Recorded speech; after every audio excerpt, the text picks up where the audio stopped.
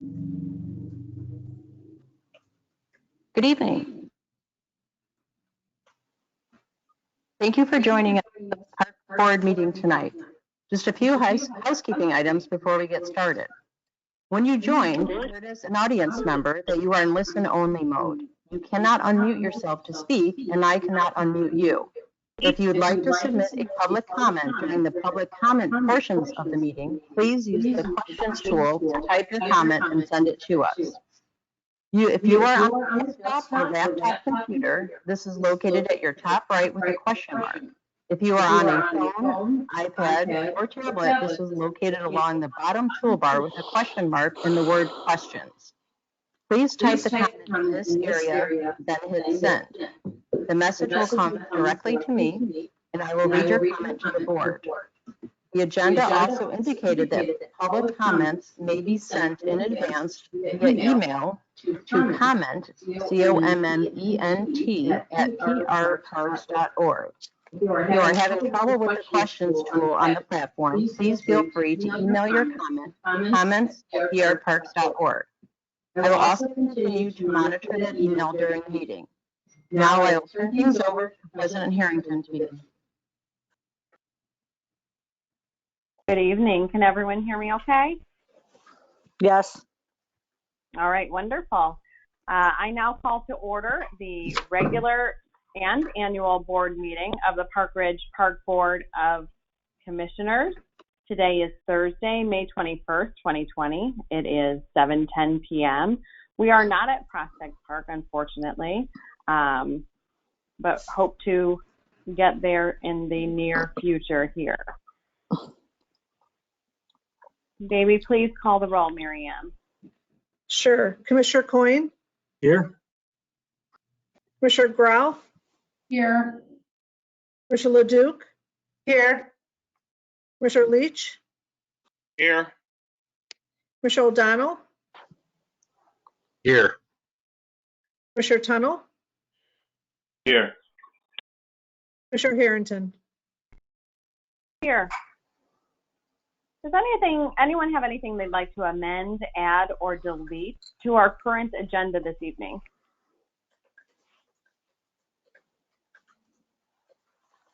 Seeing none and giving time for delays, we'll move on to the public comment period on non-agenda items. So anything that's not listed as an agenda item, if we could take a moment to see if we have any members of the public who would like to provide the board with comments.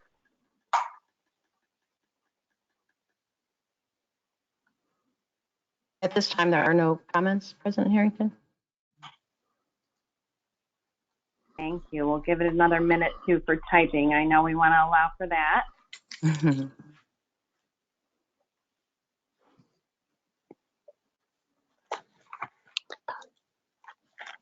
All right, still good? Yep, we're all good. No comments yet. All right, great. So this is the time where we typically adjourn our regular board meeting to then convene our annual meeting. So I'm going to move to adjourn sine die for the purpose of holding the annual meeting and thereafter to reconvene our regular board meeting. May I have a second, please? A second. Thank you. And all in favor? All right. Aye. Aye. Any opposed? We are now adjourned for the regular board meeting and are moving to the annual meeting. So I now call to order the annual meeting of the Park District Board of Commissioners. And as we traditionally do for the appointment of new board officials for the year, I move to appoint Attorney Price to serve as temporary chairperson until a president has now been elected. May I have a second? Second. Thank you. All in favor? Aye. Aye. Any opposed? All right, Attorney Price, you've got the gavel. Well,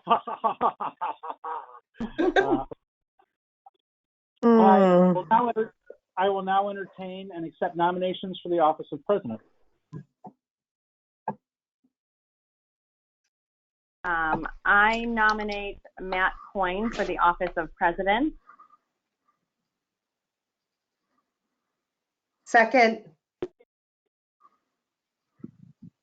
Got Matt Coyne. Are there any other nominations? In time, as there are no other nominations, and this one has been duly nominated and seconded, I will ask for a roll call vote on the, no, I declare the nominee elected as president. So congratulations, President Clinton.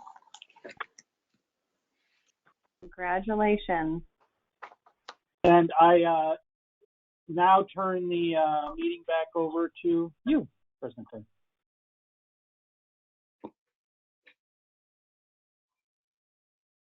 To me, right? Yes. Yep. Yeah. Well, thank you, first off. Let's see, I have a hard time reading these things with my new glasses. I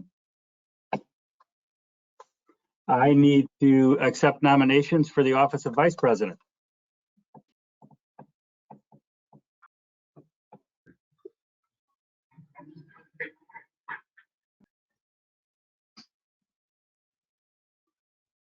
I move to elect John Tunnell as vice president. Second.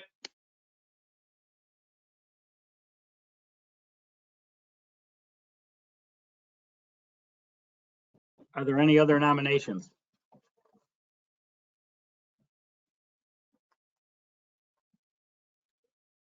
If none, then I believe that we don't have to take a vote. John is Vice President. Congratulations. Congratulations. Thank you. I now will entertain a motion for the appointment of treasurer. I think do we have to do secretary next? Oh, did I read that wrong? Oh, no, you're right. Sorry. I'll now entertain the motion for the appointment of treasurer. I move that Harmony Harrington be appointed as treasurer to the Board of Park Commissioners. I think she was going to say treasurer. Oh.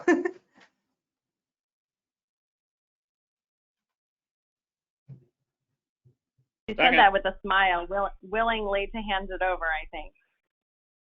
I think I'll be okay, yeah.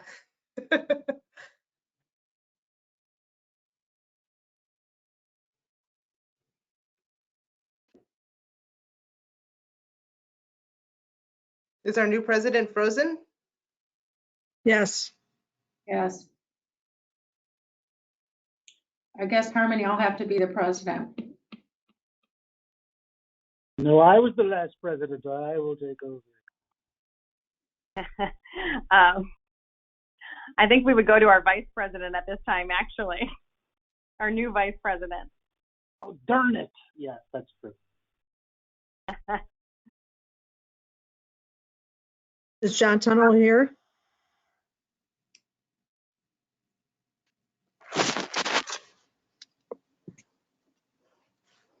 Rob, you love the system, don't you?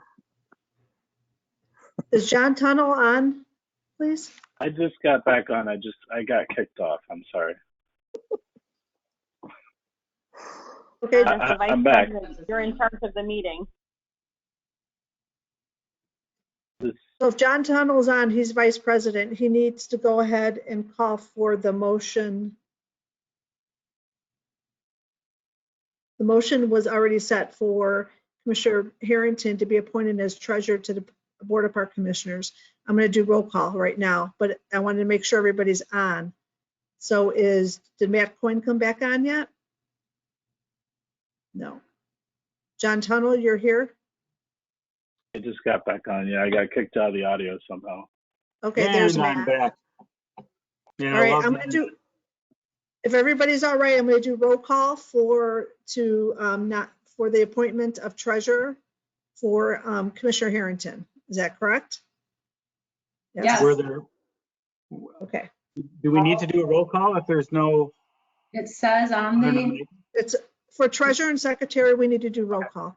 Thank It's a you. motion. Commissioner Coyne, Aye. Commissioner Grau, yes, Commissioner Leduc, Yes. Commissioner Leach, Yes. Commissioner O'Donnell, Yes. Commissioner Tunnell, Yes. Commissioner Harrington. Yes, thank you all for your confidence.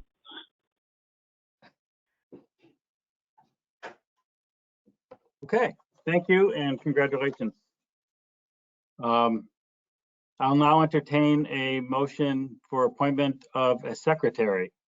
Oh, sorry, I'm reading on. I would like to move that Jennifer Leduc be appointed as secretary to the board of the Park Ridge Park Board Commissioners. Can I have a Second. second? a second. Are there any other nominations?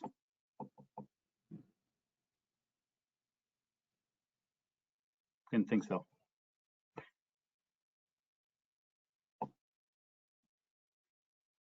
So we should call the roll call vote.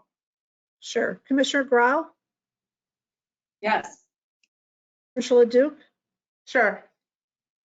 Commissioner Leach, Yes. Commissioner O'Donnell, Yes. Commissioner Tunnell, Yes. Commissioner Harrington, Yes, Commissioner Coyne. Aye. Thank you. Thank you and congratulations. I appreciate you all taking these roles. Okay, so the next item on the agenda is to nominate or to appoint a Manassas representative. I nominate Executive Director Mountcastle of the Park Ridge Park District, representative on the Manassas Board of Directors. I need a second, I think. Second. Are there any other nominations?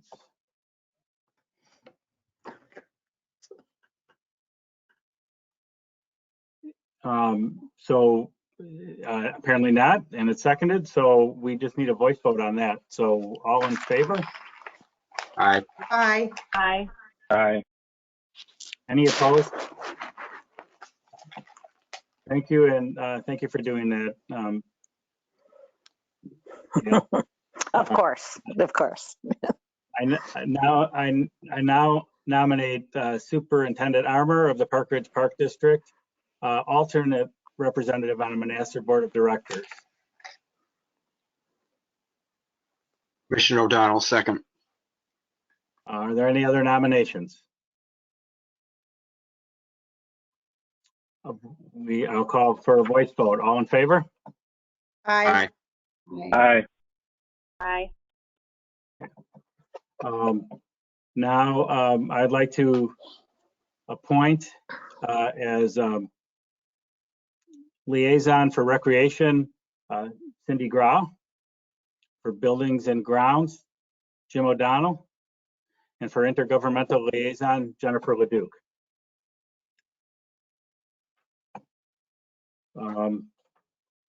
And that concludes this part of the meeting, of the annual meeting, I believe. So I'll entertain a motion to adjourn. I move to adjourn the annual meeting and to reconvene the regular board meeting in Stanter. Second. Thank you, because I didn't know how to say it, Stanter.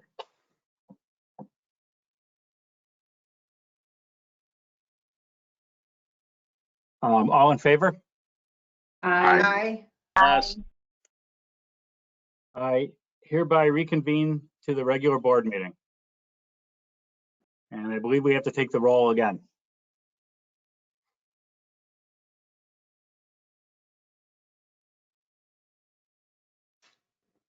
Commissioner Coyne, Here. Commissioner Grau, Here. Commissioner Leduc, Here. Commissioner Leach, Here. Commissioner O'Donnell, Here.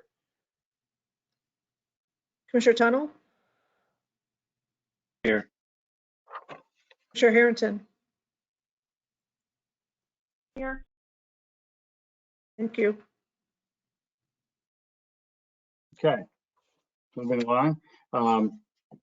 I move to approve the special board meeting minutes of Thursday, April 23rd, 2020, and the regular board meeting minutes of Thursday, May 7th, 2020. This action will be formally ratified at an actual board meeting with physical presence at a later date. Second. Second. All in favor? Aye. Aye. All opposed? Opposed? Yes, I need to do that. Opposed? Hearing none, we'll move on to the report of park officials, and I guess I get to start. All I want to say is right now is I want to make sure that I take a moment to thank my fellow commissioners for electing me to this position, because I'm afraid if I don't thank you now, I'll wind up cursing you later. And I'll just say we have a lot of work to do always, but especially now at this time in our history. So let's get to work. That concludes my remarks.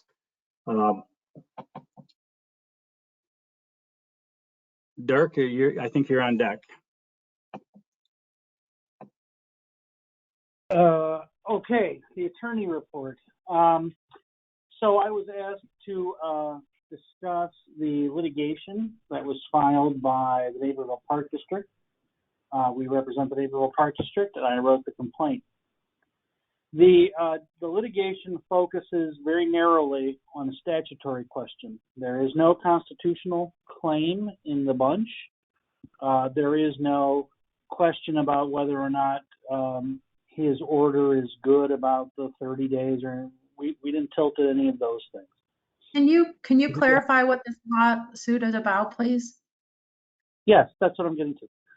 So what the lawsuit is about is it focuses on the narrow question about the authority of the governor to sideline park district boards. The power over park district property and programs is specifically vested in the park board of directors of each park district under the Park District Code. There is nothing in the Emergency Management Act under which Governor Pritzker issued his executive orders that says that he has the power to take that jurisdiction. There are other provisions that says he has power over every state agency, and that's how he gets control and power over the schools, is through the State Board of Education. There is no State Board of Park Districts. There are only us as units of local government, specifically formed under the Constitution with specific powers. And there's nothing in the EMAA that gives him the power to take jurisdiction of the park district. And in fact, if you read his executive order in Section 2, Paragraph 10, his order recognizes his limited authority over local government. He calls all units of local government essential, that they have essential functions, and that they alone shall determine what is their essential function, what personnel are required to carry those out, and that how persons may access their essential functions. And while he says that with his right hand in the executive order, his agencies, with their left hand, ignore it. They tell us how to use our tennis courts, or did. They told us how we can use the golf courses, no driving lanes. He has, in fact, in the lawsuit alleges, overstepped in this way, that there are other serious health concerns. Not that COVID isn't a serious one, but that wildfire has spawned other spot fires in the community, including the increased risks of suicide, depression, domestic abuse, child abuse, drug addiction, and other substance abuses. And that recreation is recognized as one way to combat these societal ills, and that in each community, the Park District Board of Commissioners is vested with the power to make those decisions about how to balance these things for the good of their community. And that he is not empowered to be an uber park commissioner. And therefore, the lawsuit says that he's overstepped his bounds, and that the Naperville Park District requested a declaratory judgment and a restraining order that says DCEO does not have jurisdiction over the park board. The park district commissioners can make the value judgments about how to open, how to run programs consistent with the science. The CDC, for example, says nothing about golf at all. But the CDC does recommend the 10 and then later 50 group limit. And so, we say that the park board is entitled to make those decisions and can do it with medical advice. And DCEO does not have the power to tell us we can't open a driving range, that we can't put people one to a cart, which is the national standard, and put them on a golf course, that we can't put people on tennis courts, or that we can't have a small group lesson of one instructor and 8 people on a tennis court, when groups of 10 are permitted, no matter how safely done. DCEO pretends to say, no, you can't have a group lesson. Where do they get that authority? It's absent. There's nothing in the Illinois statutory scheme that does it. So that's the lawsuit. It's a very narrow question of, does the governor, under the powers of the Emergency Management Act, have the power to sideline a park district board of commissioners?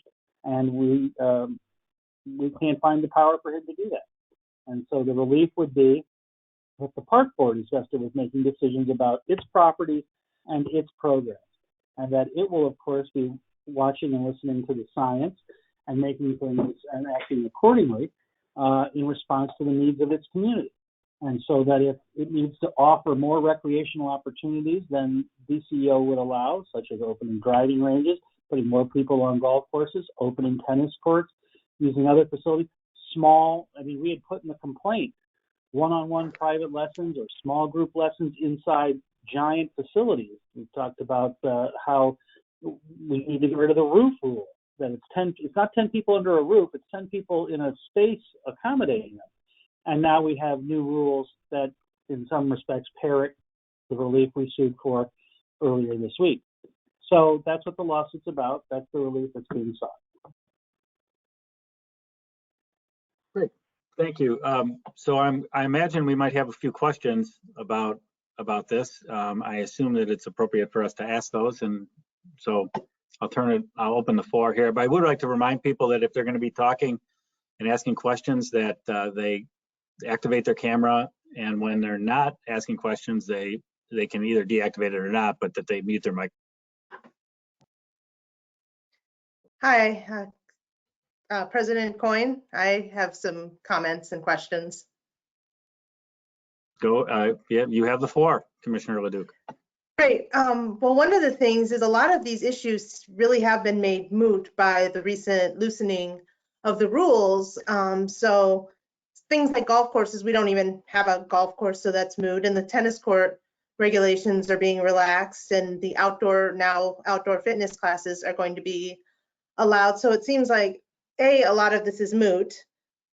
B, at a time where revenues are going to be an issue, the idea of spending taxpayer money on a lawsuit that may or may not be successful seems irresponsible to me. On the third count, we don't even know if this will, like I said, if this will be successful, and even if it is, what's going to buy, like a couple weeks? Like by the time it actually goes through the court process, we might be at a different phase. And if we lose, what have we done? We've just spent money on an attorney by an hourly rate, and I mean no disrespect by that, but we don't have an attorney on retainer. And as a further point, we don't have, last time I checked, our own epidemiologist on staff either. So to me, it seems just really nonsensical to pursue this avenue. And I do feel like our staff is working hard, trying to look at what they can and make responsible decisions. So to just have this lawsuit, it just doesn't seem like it's fiscally responsible. I also worry about the socially responsible aspect, like as a parent of 2 children, in terms of if we ramped up what we allowed and tried to go beyond what the governor is allowing, what are we doing with our children? I feel like we may be abandoning some of our social responsibility to the youngest members of our park district. I don't know how many of you have been around small children on a regular basis, but they're not great with the social distancing. They're not great with even things you'd expect from slightly older children, like keeping their hands out of their mouths or regularly, washing their hands every time they're supposed to, or actually staying 6 feet away from each other. So I just have some really grave concerns about pursuing this at this time. Thank you. Thank you for your comments. Any other comments, questions? Commissioner Leach. Yeah, I just, I know I had reached out to then President Harrington and also reached out to our attorney, Dirk Price, just to get an understanding, because the only thing I've been reading in the paper is what Naperville's done, which is somewhat like the Times, unprecedented. I appreciate Dirk's recap of it. But I also want to say, and I had mentioned this to Ms. Mountcastle, I have never had any interest for any litigation. So I don't know where the board stands on that, but I appreciate the recap and understanding, what the governor has done and on what authority, and then therefore what we potentially could consider are our rights to do, given the fact that last meeting, I believe we did open up the tennis courts and maybe one or two other things. So the good news is we have the expert on as our attorney who wrote the complaint, and I appreciate the insight. Thank you. Thank you, Commissioner Leach. Commissioner Grau, did you have a comment? Yeah, I guess it was answered. I was just wondering why we're talking about this. Yeah, I think that Commissioner Leach answered that. I would say that I am interested. I too was interested in knowing what the suit was about, and I think it's important for us to know some of the things that our attorney just told us about the difference between a park board and other government entities, and because that could be important. It could have been important. I would tend to agree with Commissioner Leduc that that we don't want to join in a suit at probable significant expense to the park district for something that is probably going to be moot in a couple of weeks anyway.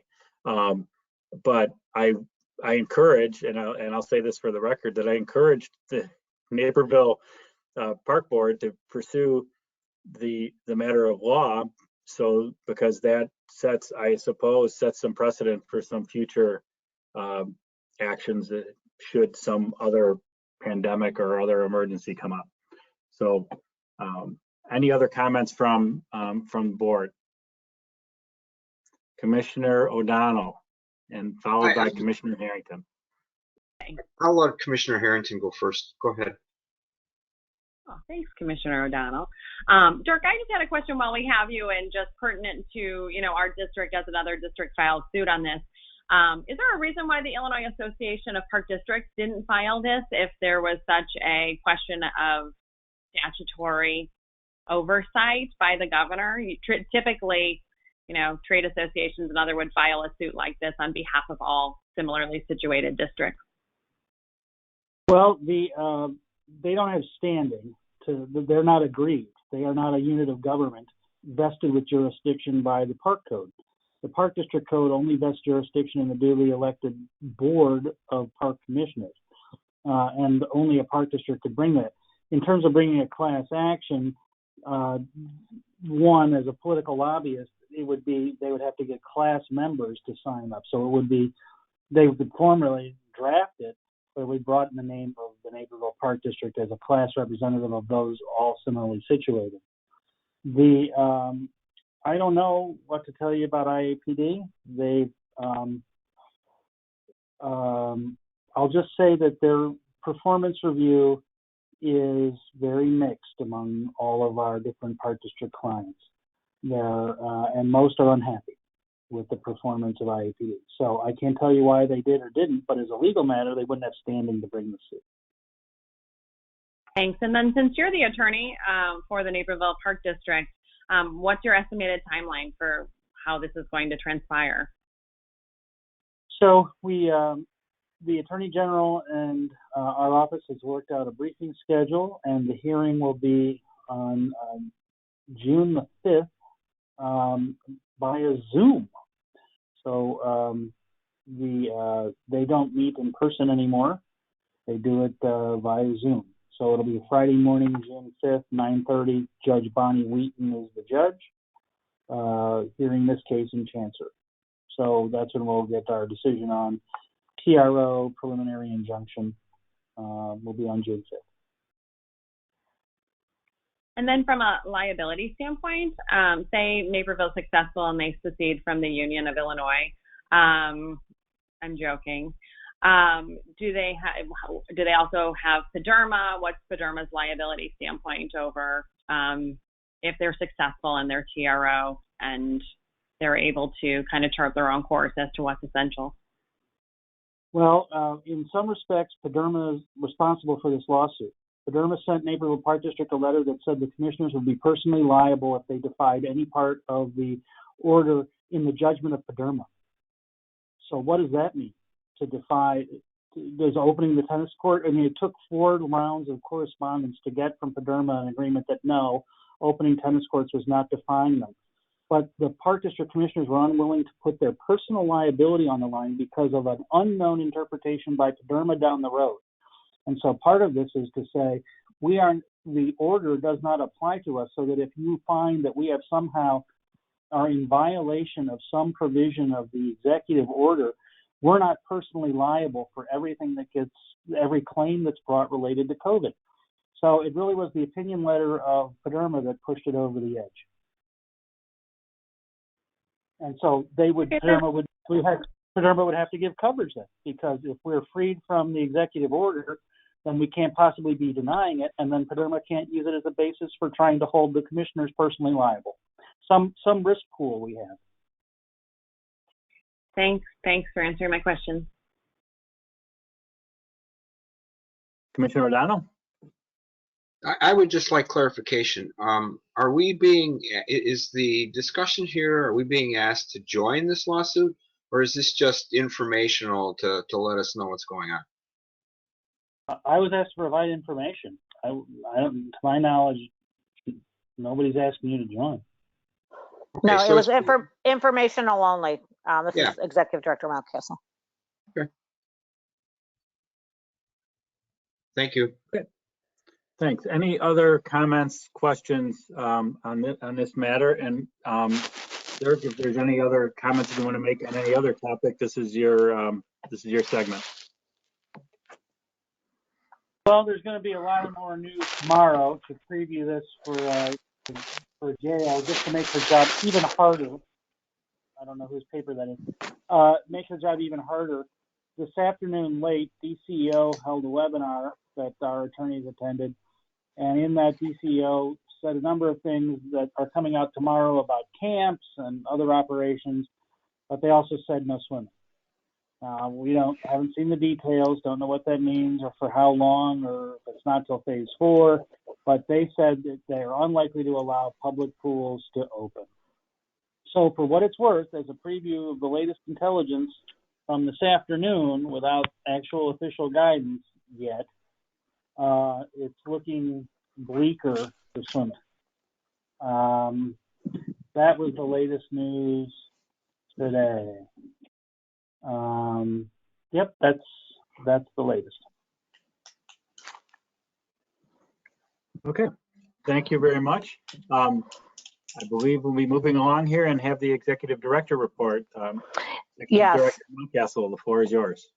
Thank you very much. And I do apologize that I'm not being seen on the camera. I'm having a little technical difficulty here, but everybody can hear me, hopefully.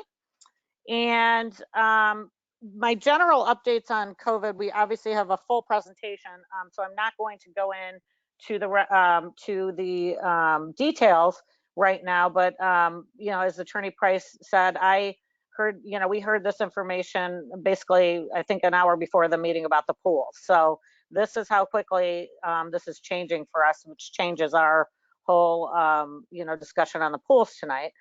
The other just general things that staff is working on and we'll go through in the plan is a reopening plan, which is very extensive in all different areas. And I also wanted to mention that we were contacted by the city about use of Hodges Park for dining with the new regulations for the restaurants as a dining area for people just to, that we would bring, or the city, or, somebody that has not been, I haven't been contacted about the details, but their ask is that we would have picnic tables spread out through Hodges Park for people to enjoy the food that they bring from the restaurants. And I communicated with the city manager, and I know that President Coyne was also communicated with through the mayor that, we certainly want to be able to help out with this endeavor. We just have some logistical things we would have to talk through about picnic tables, garbage, if we have any other events that come up, hopefully in August. But I'm confident we can work through a lot of these, but I just wanted to make sure that there is no objection to that from the board. Who's going to clean the tables? Well, that's what we need to talk. That's one of the concerns is the cost for garbage pickup and cleaning the tables and, whose picnic tables, because we do have a, we don't have a lot of extra tables around, and we can imagine that people in all the parks will be wanting to use picnic tables, for eating out during the summer. So yeah, so we haven't even gotten there. We haven't, I haven't, city manager told me that the individual that's in charge of the initiative would reach out to me, and I have not had a chance to even, go over this in detail with the staff. And so we'll wait for that. And, I guess. The mowing over there would be miserable also, mowing around picnic tables. They should look at closing off some parking spaces or closing down Main Street or something, or using the library parking lot. I believe that they're looking at all of those options, and I think that but I don't want to put words in the city's mouth, but I think they were just looking at this as an opportunity if we would be willing to entertain the idea of allowing picnic tables in the park, even a few of them, I think, just to alleviate some of the tension that's on them, because there would still be limited space at these restaurants, even if they were allowed to eat outside. That's I'm throwing in. That's about I've just regurgitated everything I know about this project. Right. So I'll shut up at this point. But but in answer to your question, I know that they are. I know for a fact that they're looking at closing off streets, trying to figure out ways that these restaurants can open with outdoor dining. So, go ahead, Rob. Yeah, I just wanted to say I did talk to the mayor as well. I love the idea. So I think it's great to support the businesses. Thanks. I'm sure the staff and everybody will figure out those. Yeah, things. we can work through it. We'll work through the details and let you know if we have any concerns with the proposal. So I just wanted to mention that quickly. And then I really don't have any other general updates at this time. And if you have any questions on marketing or human resources, and just to mention that Director DeGangi is on the line as well, if there's questions for her. And Manager Holler is out tonight for a family emergency. And then I do want to, before we get to that, I want to go back to the general updates. Actually, I forgot. I do want to thank Commissioner or ex-President Harrington for her amazing work this year and help and support to myself especially, and also to the other officers. I know it is a lot of work. And when we are able to meet in person, we will properly give her thanks and her gavel.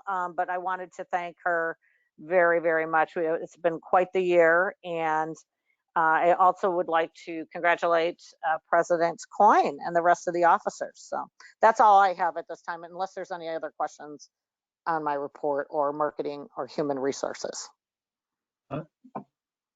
Thank you for those nice words, Executive Director Mountcastle. And I'd like to throw in, just taking some privilege here, that I actually had long thank you to Harmony for her work. And I got a little nervous at the beginning here and I kind of skipped over that. But if I can do half as good a job as she did, we'll be in a really good place at the end of this year.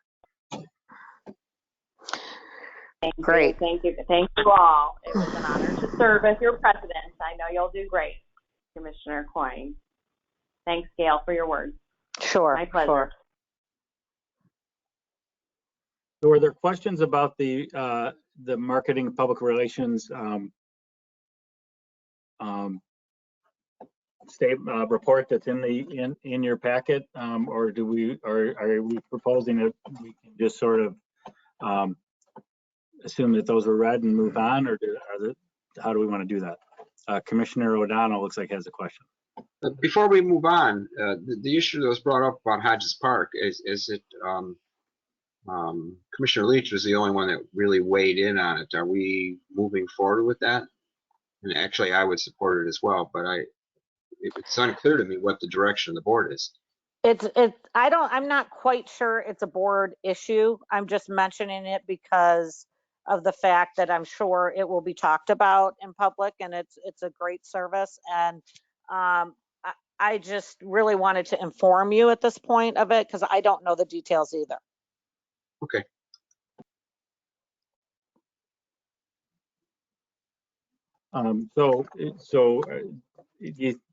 Do we have any reason to talk about the items 3 and 4 under the executive director report, marketing, public relations, and human resources at this time?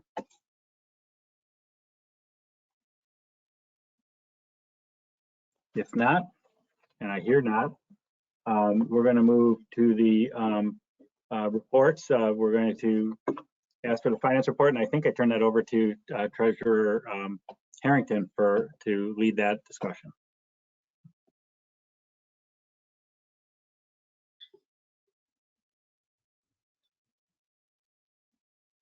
Or maybe I don't. Maybe I go right to. No, you do. Okay. All right. Well, did we lose her though? Maybe.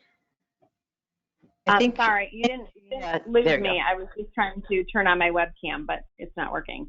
So I, will.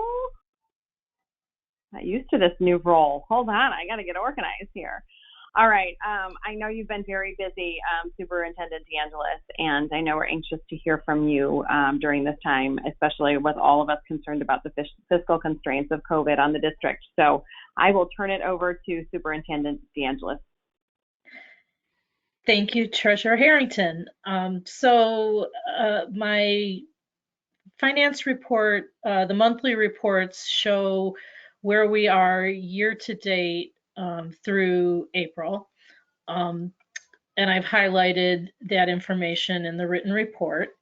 I've also included the summary of the projection scenarios, but we are going to go into detail with the reopening recommendations with a full presentation explaining all of the recommendations.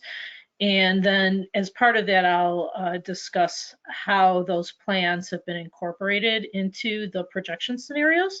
So at this time, if anyone has any questions about our year-to-date performance or the monthly reports by funds, I'll be happy to answer them.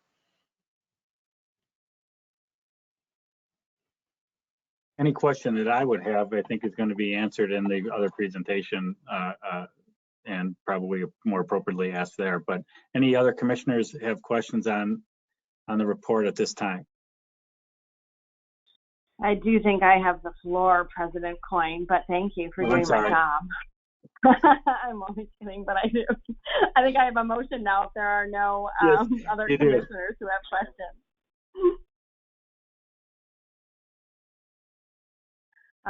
Seeing no other questions for Superintendent DeAngelis at this time, I'll move to the approval of expenditures. I move to approve for payment vouchers in the total amount of $424,562.72. This action will be formally ratified at an actual board meeting with physical presence at a later date. A second. May I have a second? Thank you. Any discussion? Hearing none, may we have a roll call vote, please? Sure. Commissioner Cohen, Aye. Commissioner Grau, Yes. Commissioner Leduc,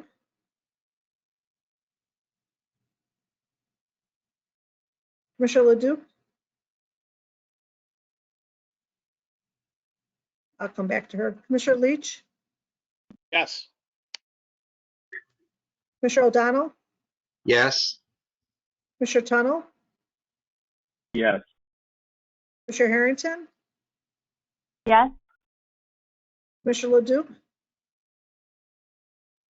Okay. Can't hear you. I could lip read.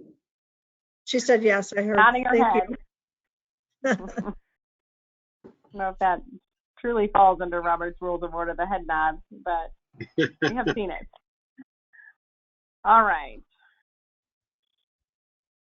Moving on, as Superintendent DeAngelis noted, we're now going to go into a deeper dive of COVID-19, its impacts on the district, and planning by the staff for future operations. So I don't know if it's going to be Superintendent DeAngelis to lead us through this or Executive Director Mountcastle.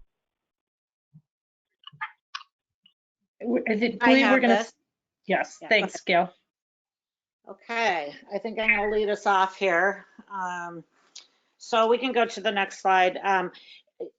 Just again, I have to thank the staff, for, and all of our managers are on the line tonight, but to thank the staff for all of their hard work in these very difficult times without really having information until, we're making a lot of assumptions, let's just say.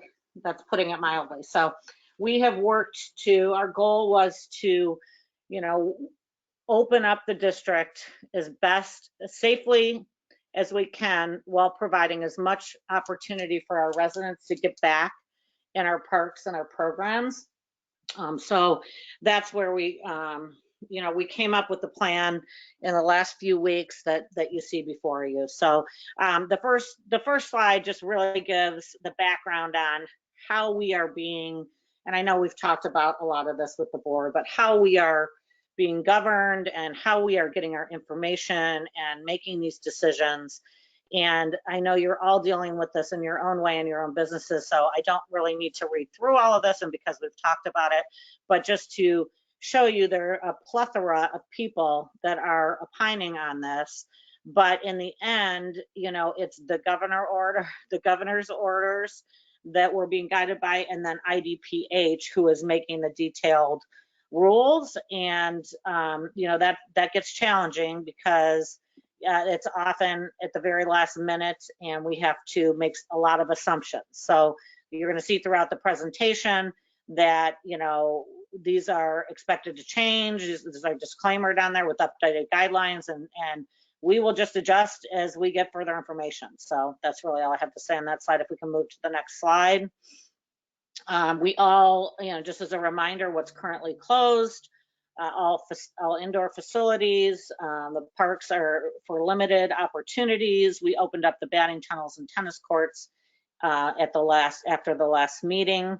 We are, the majority of us are teleworking. Buildings and ground staff continues to keep the parks and grounds going and maintained. And we've had limited fee-based virtual programs offered to the public up to this point, although there's going to be an extensive brochure that goes out in the next couple days with a great amount of other options for virtual programs while we wait to get to our in-person programs. So we can go to the next slide. Phase 3, this is the phase that we're hoping to get to. All indications it's going to be next week or June 1st. Gathering of 10 people or fewer allowed, limited summer programs with IDPH approved safety guidance. As Attorney Price said, we are expecting more information than we have had on camps in terms of guidelines. We've gotten, we've been following a lot what ACA has been telling us. Outdoor recreation in groups of 10 or fewer. with social distancing, our face covering and social distancing are still the norm. Telework is encouraged whenever possible. And then we can have outdoor fitness and one-on-one personal training, again, with IDPH approved safety guidance. The update from this week, I believe it was yesterday, was the driving ranges will now be able to open in phase 3. So that was new.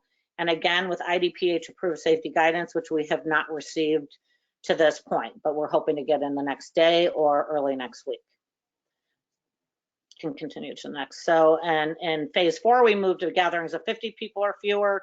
I'm not going to spend a lot of time here because we're moving into phase 3 next, but all outdoor recreation will be allowed. Employees all return to work within the safety guidance, and then fitness clubs can open. And again, face coverings and social distancing are the norm. So just a review again, and I'm not going to go through this because I just basically stated it, but here's what we are allowing right now in phase 2. And then we go on to the next slide, which has also changed since you have gotten your draft copy last evening, that we have gotten, after consulting with our attorneys, we've added some of these outdoor amenities that we are going to recommend to open in phase 3. So these are all of our outdoor amenities except for the playgrounds, which are still listed as not able to be open in phase 3. So that is a change from what you saw last evening.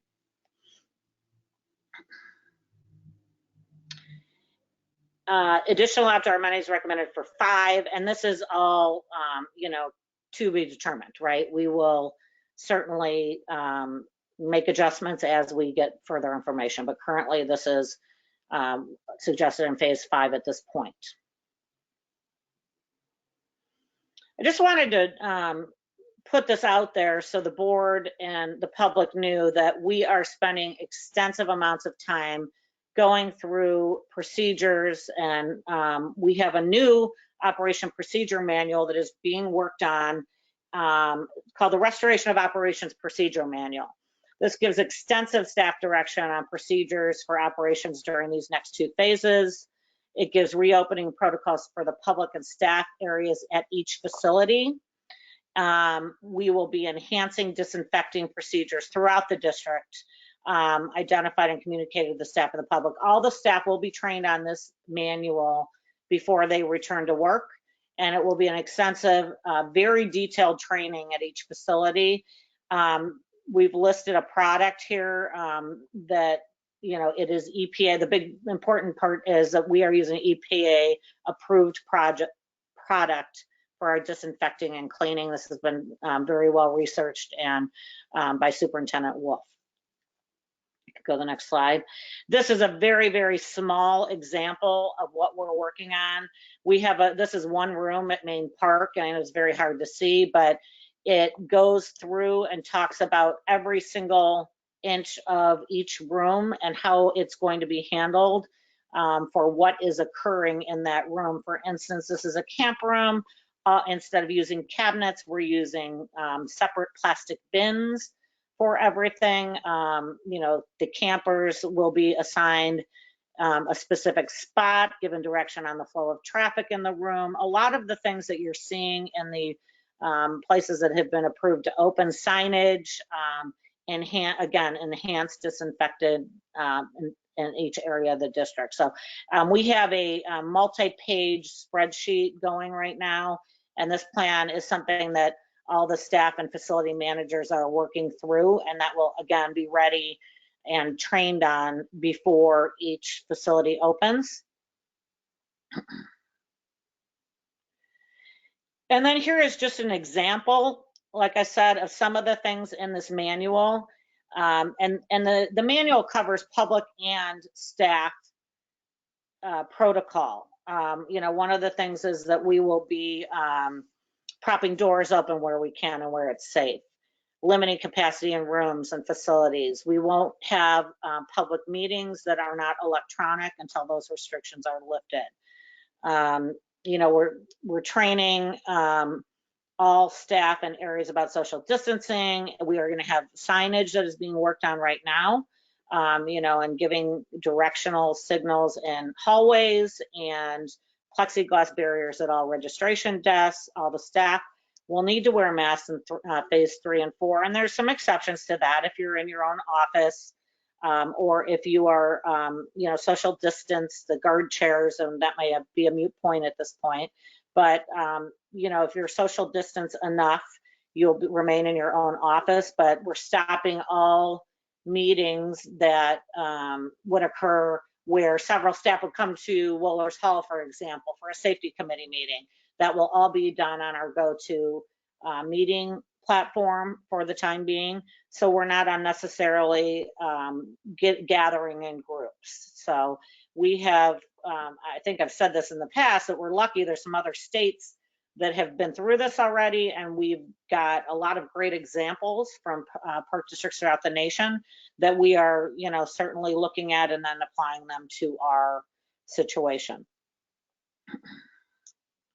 So the next slide is get into the programming. Before I turn it over to Superintendent Armour, our goal was to get through this, but we certainly, if you have a question, certainly interrupt us. But after we go through and we show you like the finances and how this is all going to work, how all these recommendations fall out in terms of the financials, we thought we'd go back to each, and this is up to President Coyne, of course, but to each subset and say, in camps, does anybody have any objections to what we're proposing? And then I thought that'd be a good way to move through the sections and the questions, but I'm certainly open to suggestions on that as well.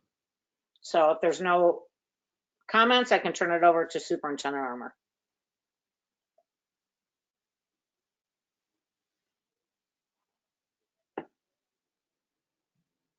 Okay, sounds like there's no questions or comments. This is Superintendent April Armour. Our first slide, we're talking about camps. What we do know is our camps are going to look very different this summer. First, our virtual camps, which we're calling Camp in the Clouds, where this is actually going to be released as part of our virtual guide for June tomorrow. So our goal is to provide the campers with home engaging activities and challenges.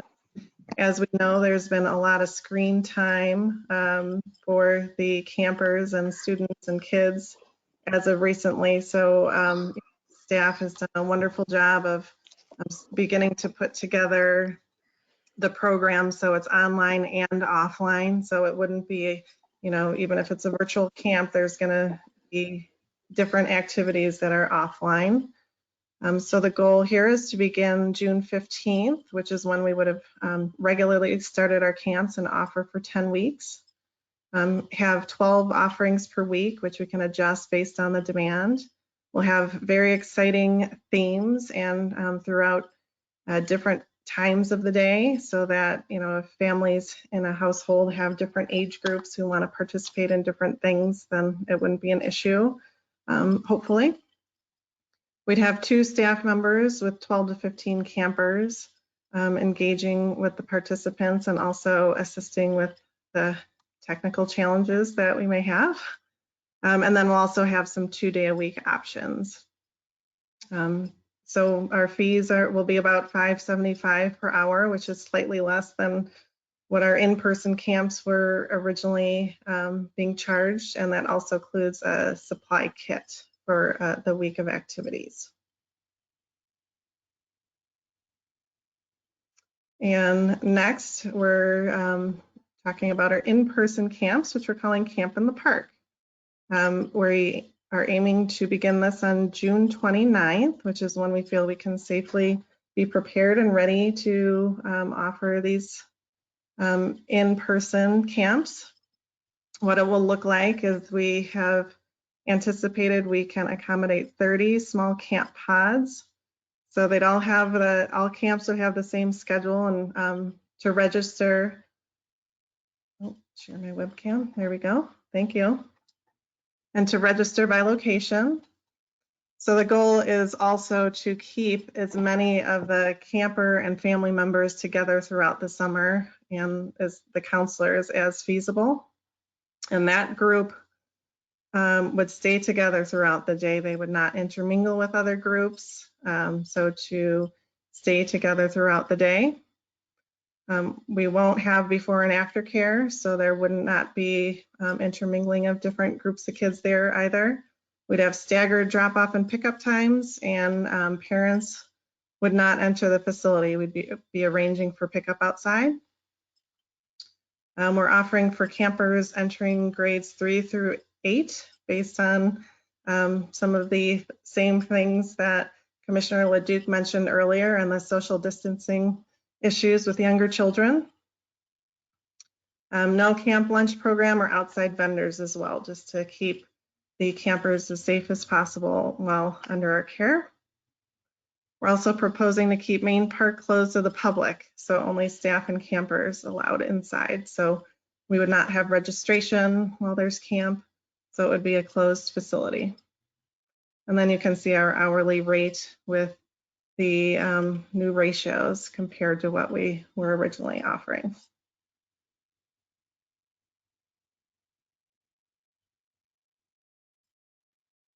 General programs, throughout this, you'll again see how creative the staff has been and working behind the scenes to offer what you'll see in the virtual guide tomorrow, and then planning for the future. And all of these based on popularity, we can adjust as needed. So through phase 3 and phase 4, we're working with the contractors and of course the staff to offer both virtual and in-person classes. Athletics will have small groups, we'll have some contractors who are offering programs. Private tennis is currently available and will expand eventually into group lessons. And then we're going to be offering a new online gaming league. And virtual options again for preschool and early childhood, as you can see listed, and then we'll have some in-person classes for 1- and 2-year-olds with parents. So then the parents can assist with the youngsters there.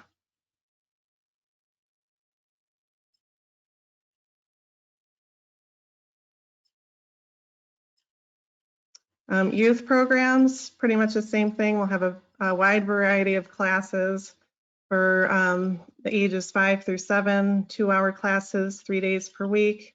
And birthday parties we're rolling out in virtual, and then in phase 4, small individual in-person parties.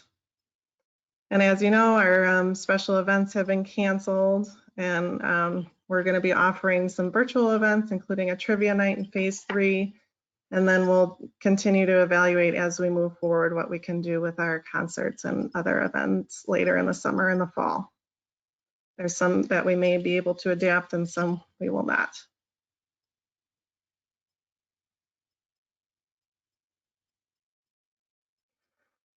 Cultural arts classes, some of these based on our space restrictions that we anticipate with the camp pods. We're offering dance, private music, theater, and some teen events in person or in virtual only.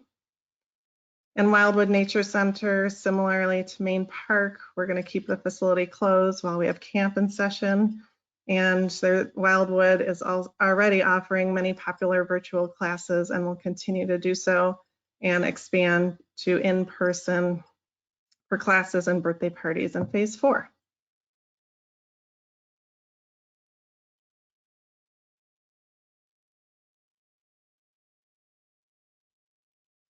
I didn't know if we wanted to take a break here for camps and general programs, or should I keep moving on and save all questions for the end, President Coyne? Well, first of all, I'm having some technical difficulty, so my microphone and camera keeps going off and whatnot, so I apologize for that.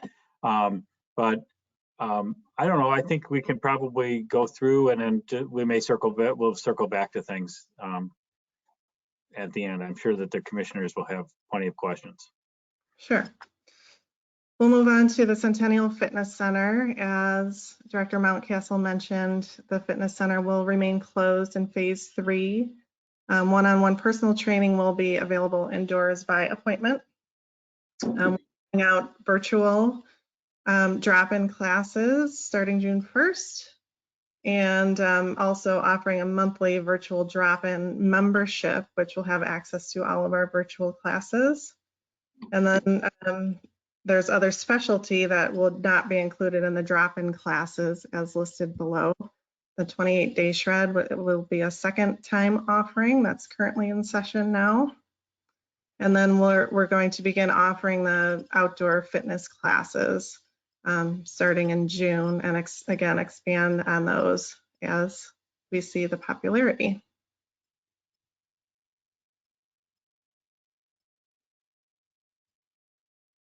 So next slide, as we move into phase 4, we're looking at definitely a different way of operating at the fitness center temporarily based on what we foresee some of the challenges to be with the restrictions. So we're looking at new temporary facility hours, capacity of 50 people, and shifting from a membership to a per fee visit, with workout slot times being reserved and paid for in advance.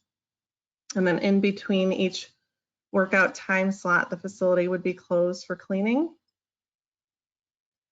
So we're anticipating right now we'd have the second floor fitness center open, and then we may expand and use the other areas in the facility depending on different factors, such as if we have camps there, what that enrollment looks like. So that's one of the ideas. We'll see if we can offer lap swim when this opens, and possibly expand to swim lessons and aqua fitness if we're able.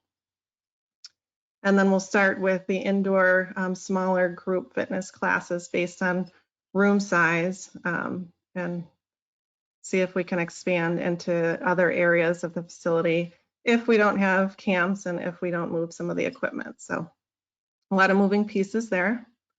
And then in phase 4, we'll offer all the virtual and outdoor classes already mentioned in the last slide. What we are anticipating is that we may not have the showers and locker room available, eliminating towel service, and the exit in the side or back door of the facility to bring your own mat. We don't anticipate childcare or any of the group activities or parties and rentals until phase 5.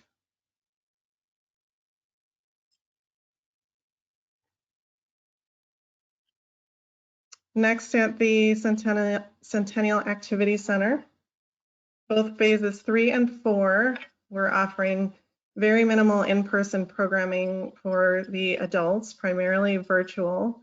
And we're canceling our STAR membership and the drop-in programs until phase 5.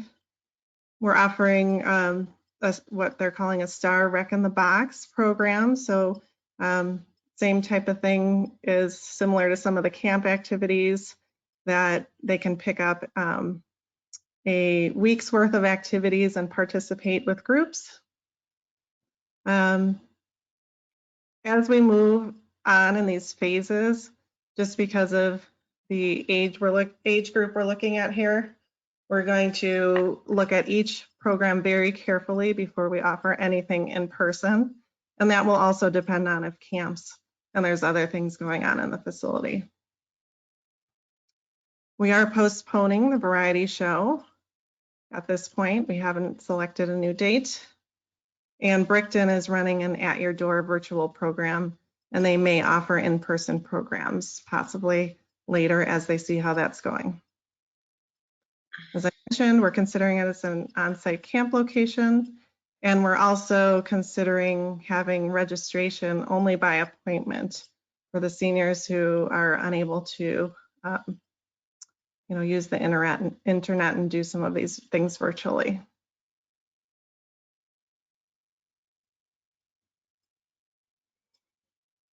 Oakton Ice Arena, we're also hoping to open in phase 3, and the schedule, because of the social distancing, would remain the same in phase 4. We anticipate public being eliminated until phase 5, and because of the hockey groups and some of the contact rentals, we anticipate the rentals being reduced by about 20 hours per week. Only skaters, similar to Main Park, would be allowed into the building with the staff and coaches. So parents would drop off at the door and they'd come in on the main entrance and exit through the back. We would not open registration here either, and we'd move to online registration for everything. We would offer as many classes as possible listed here with modifications, including limiting class size, staggered start times. We would also cancel the entry-level classes just because those younger age groups can't skate without assistance. And hockey would be skill-based only, no scrimmage. Already mentioned the entrance and pickup. And they'd also arrive dressed and ready and 5 minutes before class. So we'd stagger and move them in and then move them out in shifts.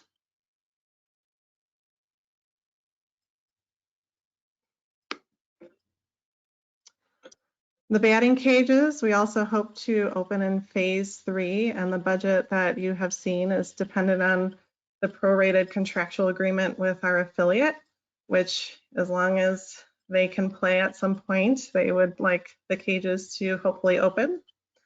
Once we do open, we don't anticipate a reduction in hours, and then the public would utilize the token vending machines. The staff would need to provide the tokens to the members of the affiliate, and they disinfect in between each use and use regular cleaning protocols for the gates and token boxes in between each use.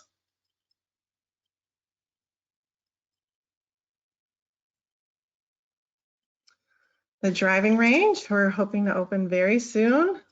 We do not anticipate a reduction in hours. Our class sizes were already small, so we will not see any change to the class sizes. They would just, of course, need to adhere to social distancing. The good news is our hitting bays are already set up perfectly for this scenario. And we'd also move to cashless here as well. And there's a plan for washing and disinfecting the golf balls, the clubs, and buckets. So we'll be ready and prepared for that. And we're also hoping to maximize the use of our hitting bays.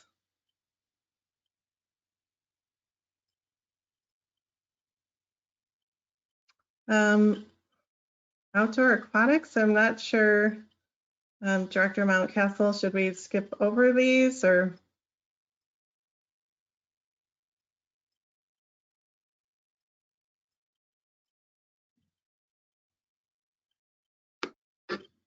I don't hear her, dude.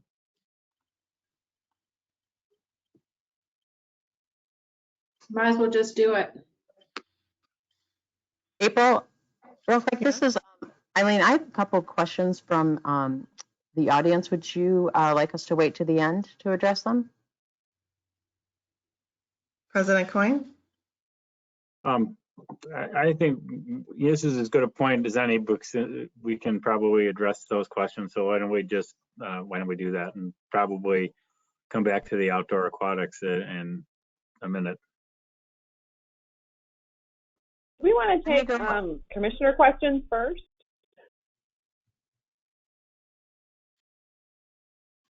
I think commissioner questions would be fine now. But if I thought we were going to go through the whole presentation and then bring up all the questions. But I just figured since we were waiting on Gail to give us some guidance on whether we wanted to skip over the aquatics section for whatever reason, then I thought we would do that. So whichever way, I think that probably the best way to do it is let's start asking questions. I guess commissioners, I don't know what the protocol is for that. Commissioners first is fine.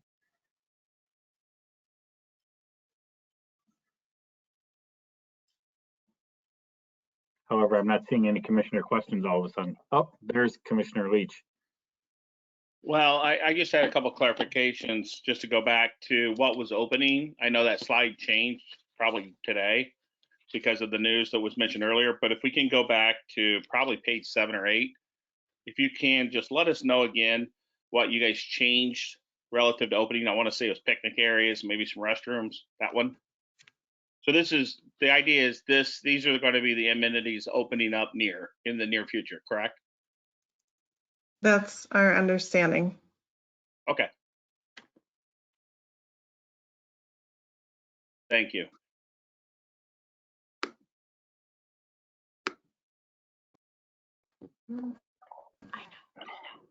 I had a question about camps. I read all the comments. The survey was really good that was sent out to the camp. The people who had already signed up for camps, is that who that went to? Does anybody know? That's correct. Okay, and I really felt for a lot of those parents that did not really think that what we were proposing would help. And I'm just wondering if you got a feel for how viable these offerings would be and how much we're investing in something that may not be viable. Well, with it being so fluid and changing, you know, based on us reading the results of the survey and the responses, you know, we felt like what we were offering was definitely what people could use. Is it going to fit everybody's schedule? No. And we had a really tough time with the younger age groups as well. There's, you know, the social distancing with the younger age groups is nearly impossible. And just with the time slots that we had available, we just simply can't offer the variety that we have in the past, unfortunately. And, you know, if we have our registration and that the slots don't fill up and we hear different feedback, we've been shifting as the days and hours and minutes go, so we can try and shift again to what we're seeing as a response. Okay, so I'm wondering, and I don't know all the legal details about all this, but I know there are preschools or daycares that are operating right now. Is there an option to do something like a daycare, or are we not licensed for that? We would have to get licensed, from my understanding, as an emergency location. And I've been on calls with some other superintendents from other park districts, and they went, one specifically in the area went through getting licensed as one of the emergency locations because the parents said they were interested and they only actually had 7 people sign up. So based on what we're hearing, that you know, the daycare part of it for the younger age groups aren't necessarily needed by as many, because people are just afraid to send their children and have found other options. So there is a process that you can go through to be an emergency location. Right. Yeah, I feel for you because you're trying to build it and you don't know if they'll. Sorry, there's a lot of great options here. I just, it's just hard to know if they're going to come. And I really, reading those comments from parents that are trying to work at home with young children, it's really tough. Mm-hmm. How, and there will, go ahead. How difficult is the licensing process for a daycare? You know, that I'm not sure. Okay. We could look more into that for the younger age groups if the board is interested in us exploring that.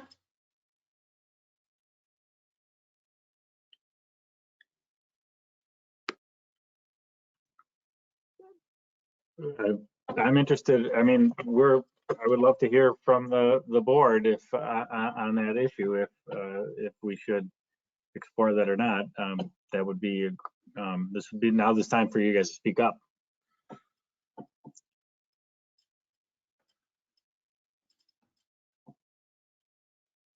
I'm not hearing a lot of speaking up, so I think we can, you know, table that for the time being, I think.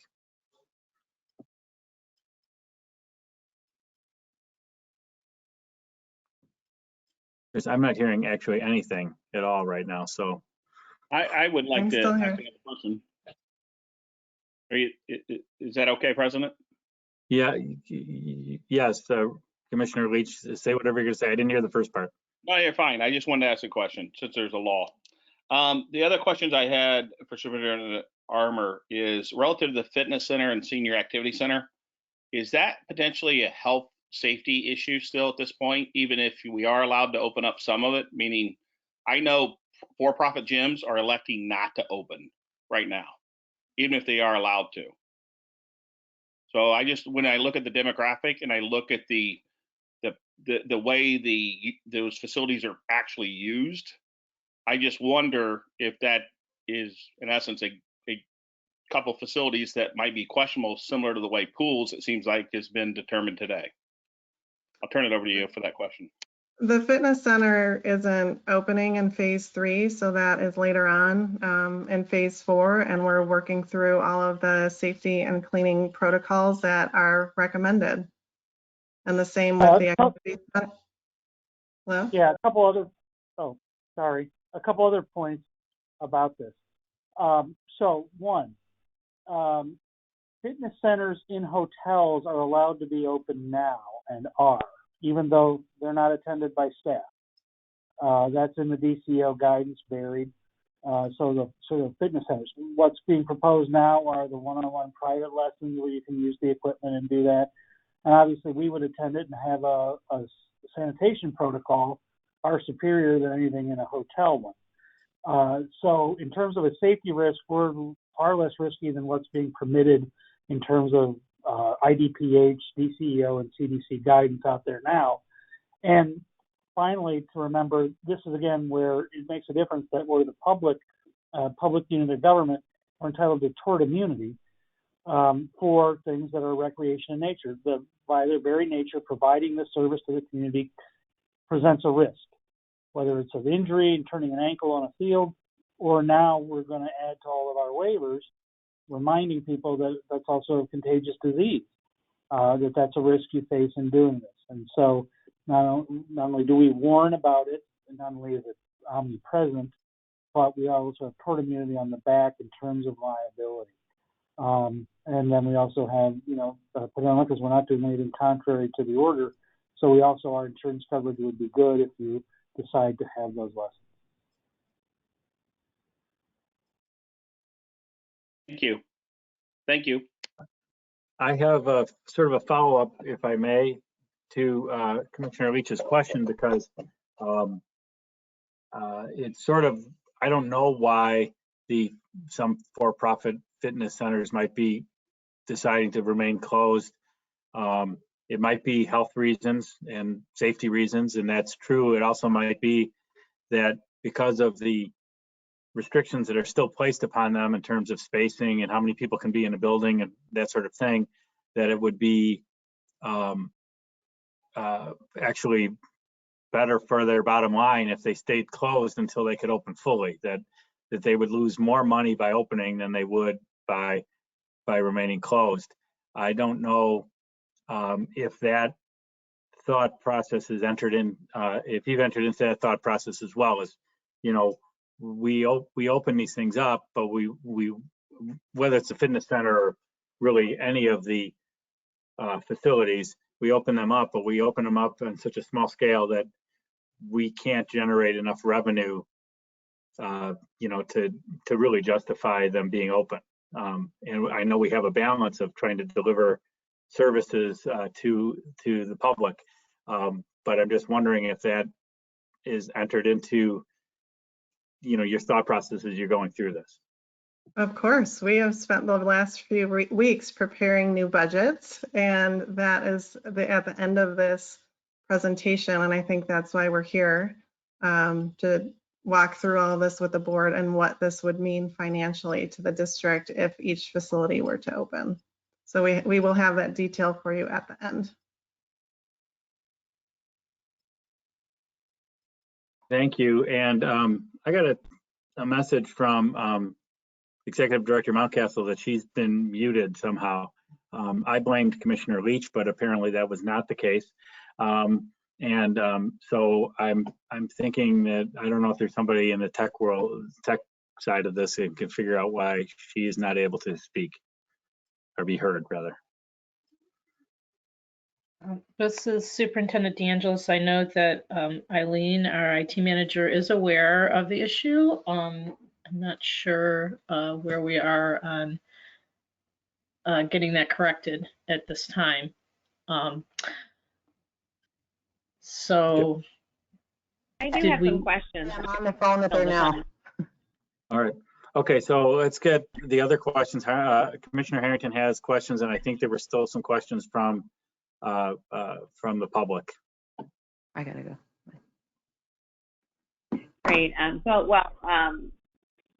Superintendent Armour, thank you, because I know this has been painstaking over the past several weeks to try to come up with some parameters of how we can offer camp opportunities, fitness opportunities, and so much more under the parameters laid out by ever-changing guidance. So thank you, and thanks to the staff for really thoughtfully putting so much time and effort into this. And I, too, was really intrigued by the survey results. I think it's a representative of what is going on throughout the country right now. We had folks on one end of the spectrum saying, open everything. We want to come. We want our kids to come. We want our seniors to come swim at Hinckley Pool.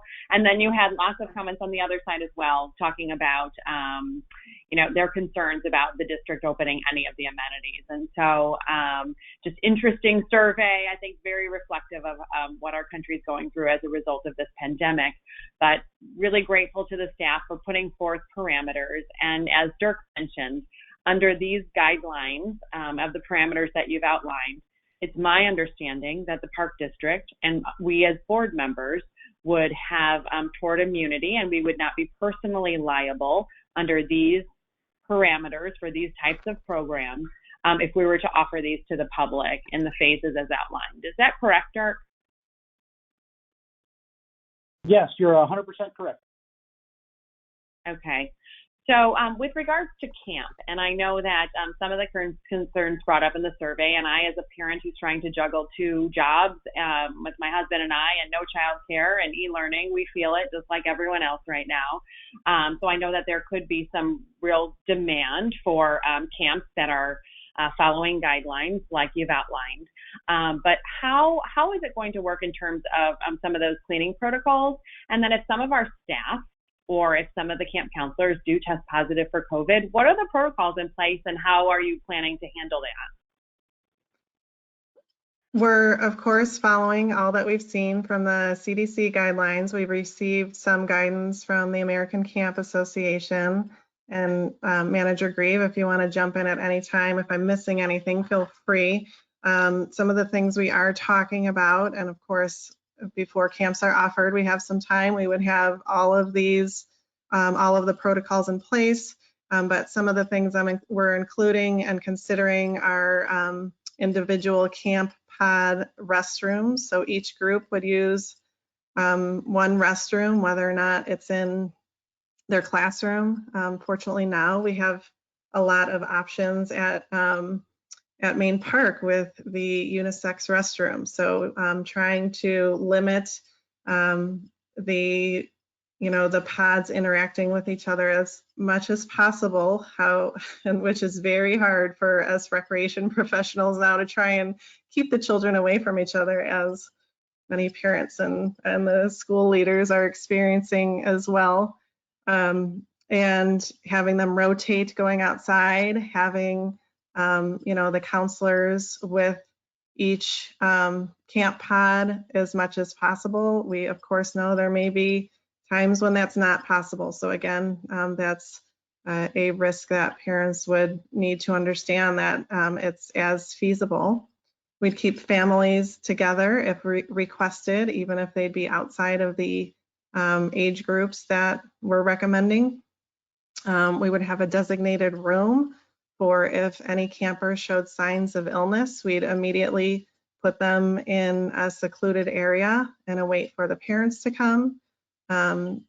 They're suggesting, us to inform the parents of all of the symptoms, which at this point they probably know, but just to keep informing them. We're asking, they're recommending that we ask parents to take temperatures each morning before they arrive.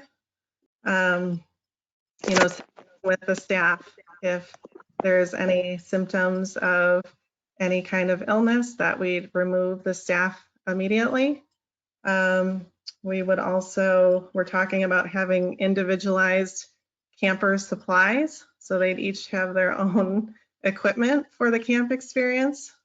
They would have masks on inside if they're unable to social distance, and have different areas in each room that's assigned to them. Cleaning as frequently and as often as possible. Knowing that it's going to be impossible for the staff to clean up after every single item that a camper may touch. Regular restroom cleaning schedules, door handle cleaning schedules. So those are some of the things we've been talking about. Thanks. Can you hear me now? Helpful. Yeah, we can. Okay. Yes. Okay. Thank you. Thank you. I don't know. I got muted by somebody, so I'm back. Sorry about that. Is there anything I didn't cover, or Julie, that you wanted to add into that? I think you did an amazing job. I would just like to, say there are a lot of moving pieces and a lot of puzzle pieces to put together. And we want to make sure we put the puzzle together correctly the first time. My staff have been working countless hours to figure this brand new wheel out. So I think you did a great job summarizing. Our goal is to keep these pods of 10 people together and not mix them, keeping their items clean, keeping items separate, making sure the staff are washing hands, the kids are washing hands, the bathrooms are on being sanitized. So there's a lot of thought that's going into it. And our goal is to not only keep the campers safe, but to also keep the staff safe. Thanks, Julie. And then is there going to be protocol in place if a staff or a participant unfortunately tests positive for COVID? I'm assuming that there would be certain protocols in place then. And yes, we'd follow the CDC guidelines for all of our locations and use the proper timing for cleaning and sanitation and keeping areas closed. And that would help specifically with the campers and keeping them in their specific classrooms, groups, and hopefully being able to use their own restrooms too, so that, in that scenario, an entire facility would hopefully not have to be shut down. Thanks. And with regards to the registration process, assuming that all those who had signed up for camp to this point, I'm sorry, I didn't see all of the specifics in the email to current registered participants, but they are eligible for a refund of their current camp experience, and then new registration would open for this new format to all residents, or what does that look like? Our intention is to offer it to the participants that were already registered and have received a refund first. And then it would roll out next to all residents? Residents, yes. And then it would roll out to potentially non-residents? If there's space available, yes. Okay. Or in-person. What's the rationale or the thought process behind opening it up to currently registered participants? Well, we struggled with that because to actually go through each participant in the time frame that they registered, in fairness to the people who are already pre-registered for these camps, was our rationale behind it, to offer it to to give them first stab at the new registration for how the new camps would look, rather than opening it up to all when there were people who weren't registered yet. April, do you want to mention this Executive Director Mountcastle, or Manager Grieve, about the numbers that we're expecting compared to what we typically had? It's about half from what I can remember. And our survey was telling us about 50% of the people would come back. So I think we're very in line with what our public is asking of us in these challenging times. I think it was Yes. 200. Yeah, Go ahead, Julie. I can go ahead and answer that. Okay. So at the time of cancellation, as we were developing all these in-person camps, I did go back and look at how many total school age and early childhood participants were currently registered to try to accommodate as many children as we could that were registered. And so at the time that we did cancel the camps, we had 440 on average, about 447 school age participants per week and 81 early childhood participants enrolled per week. With our in-person camps, we'll be able to accommodate. I'm sorry. Julie, I remember 240. Is that correct? There is. Sorry, I don't know what happened to my audio, but yes, there is 240 in-house spots. And then with the virtual camp in the cloud, there'll be an additional 144 spots. So we'll be able to accommodate 384 spots for school age. And then the early childhood, we have Sunny Smiles preschool for our 3-4-year-olds and our off to kindergarten, which will accommodate 96 virtual spots. And this doesn't include all of the other offerings that, you know, there's 1 hour, 2 hour, other things as well. Just talking about the camp experience with those numbers. Great, thanks. And with regards to the fitness center, I noticed that you're looking to do some outdoor small group classes. Is there a prohibition on doing small group indoor socially distanced fitness classes? We are not able to do that in phase 3, but yes, in phase 4. In phase 3, we're only allowed outdoors, and indoors is one-on-one personal training only. So yes, as soon as we are able to open that up, we do plan on offering fitness classes indoors as well, and outdoors. Thank you. I think that's all my questions for now. I have one kind of question, and I don't want to, well, I'll just ask it. Yeah, we have tort immunity. Yeah, we have guidance from the state and federal, I suppose, on what we should do and when we should do it. Does staff feel comfortable with the level of care that's being given to the patrons when they come in, and to your fellow employees, that that you're going above and beyond what is necessary to make sure that public safety is maintained? Yeah, I'll answer that. I think that this executive director, Mount Castle, there is risk with everything, as we all know. And this is, you know, the biggest challenge that all of us have probably had. And we feel like we are going way above and beyond, and we will, when we open, to do everything possible to make sure that we are keeping people safe, our facilities sanitized, and the staff and the participants. However, you know, anything can happen, just like it can happen. It's accelerated right now, but anything can happen, right? And so we feel like we are within the industry standards of what other districts and other, you know, through all the guidance, like, you know, working through the myriad of guidance. I think, yeah, I do. I think we're doing everything possible. Great. I wanted to make sure that I didn't really have any doubts of that. I just wanted to make sure that it was stated out here that it's more than just what seems to be happening here is more than just compliance with a set of rules and regulations, that there is a genuine process here for doing the sort of the state of the art, if you will, best practices that to maintain safety. And so thank you for those comments, Executive Yes. Director. Sure, sure.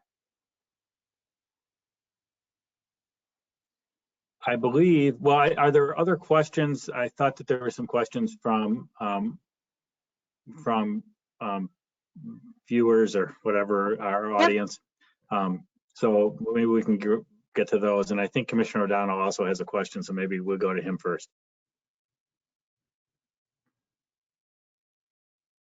He's muted, I think. Yeah, okay. Can you hear me now? Sorry. Yes. Okay. I had a question about the playgrounds. Was the, because that's out to phase 5, which means, in my opinion, they're never going to reopen. What, is there a specific guidance on that, or is that just something where we're being cautious, or where is that coming from? Attorney Price, can you address that one for me? Yeah, it's right in the executive order. Right. No playgrounds. Until phase 5? No, it just says no playgrounds. Phase 5 is normal. So while they're not specifically addressed, phase 5 is essentially because we have an effective treatment and/or a vaccine that all the bumpers, if you will, are off. Right, but and I think one of the slides said that we would not open the playground until phase 5. Well, this is Executive Director Mountcastle. You know, this is all volatile, right?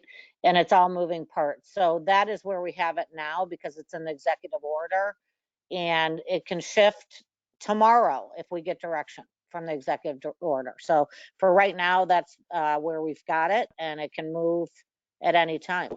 We could put it in 4 right now. Yeah, there's nothing in any of the phase 4 literature issued to date that indicates playgrounds will be available.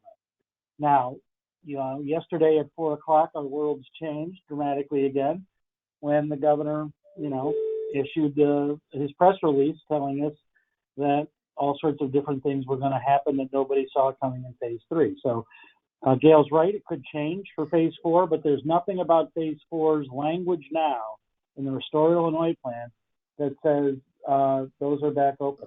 Those are going to, I think they're going to remain closed because of the touching issue and the inability to have somebody constantly sanitizing it after each kid or while multiple kids are out there. And so with that issue, I think it'll be until there's a determination that there's either herd immunity, we have a vaccine, or we have an effective treatment, cure, in other words. Okay, thank you. Commissioner Grau.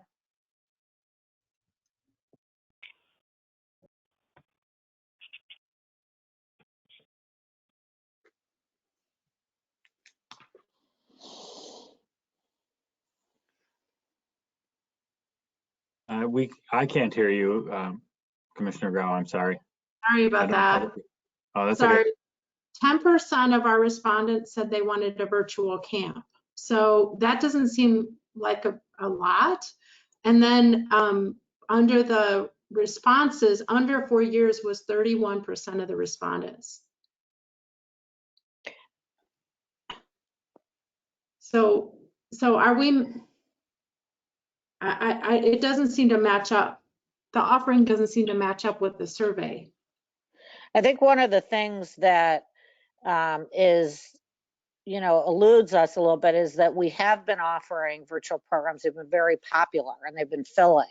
So the survey is saying one thing, but we're also looking at, you know, surveys are one tool we use, and, you know, people have been signing up for virtual. We understand the issue, as Superintendent Armour said. People want their kids off their screens, and so do we, right? But we're trying to offer something for that percent, that 10% on that survey, but also the reality in, you know, what we're seeing right now of people, of those people that aren't comfortable, right? So there's going to be that.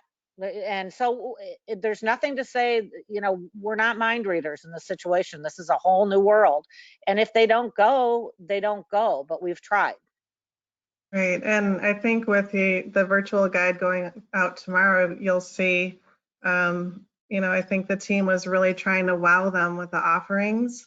And, you know, maybe change people's mind that, okay, maybe we can do this. It's not 6 hours of screen time. We're going to be jumping in and out. We're going to be doing different things. There's going to be different challenges, and we're going to know what the response is to that pretty quickly. And then did you also ask about the younger age group? Yeah. Is that your second question? Yeah, that was. Some park districts are offering for the younger age groups. We just feel this age, you know, children at the age we're recommending exhibit greater independence and are able to practice social distancing without parental guidance. It's going to be very difficult, even with this age, to make this happen. And, you know, they can complete life skills, take care of their belongings, and deal with personal hygiene. Like, you can't be helping a 4-year-old in the bathroom. And, you know, that's something that can happen. Tying shoes, just giving verbal direction. So it would be very difficult, in our opinion, to offer camps for the younger age groups.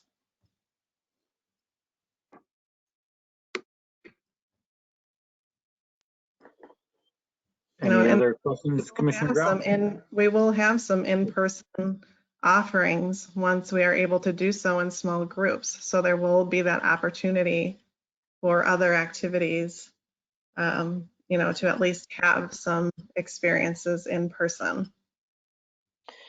I have this executive director, Mountcastle. Since I was not able to speak about the daycare, I heard what Superintendent Armour said, and that's exact same thing I'm hearing from directors, that their park districts have started this. It seems like it would be a very large need, but it is a lot of red tape and a lot to go through for a minimal number of kids.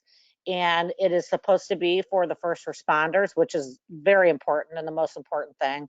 But with our space restrictions and it appearing that there are several and there's openings in these daycares throughout the state, and that we're moving away, you know, thankfully, from the need as much for as many, you know, as we move into these different phases, that the need for as many first responders is going down, you know, hopefully. So I don't think in our park district's position and with our staffing and with what our community makeup, I don't think it's our best option. We're certainly willing to look at it, but it's going to take a lot of time and staff resources to shift to that, where I don't think that's where we are best suited to be going. But again, I'll take the direction from the board.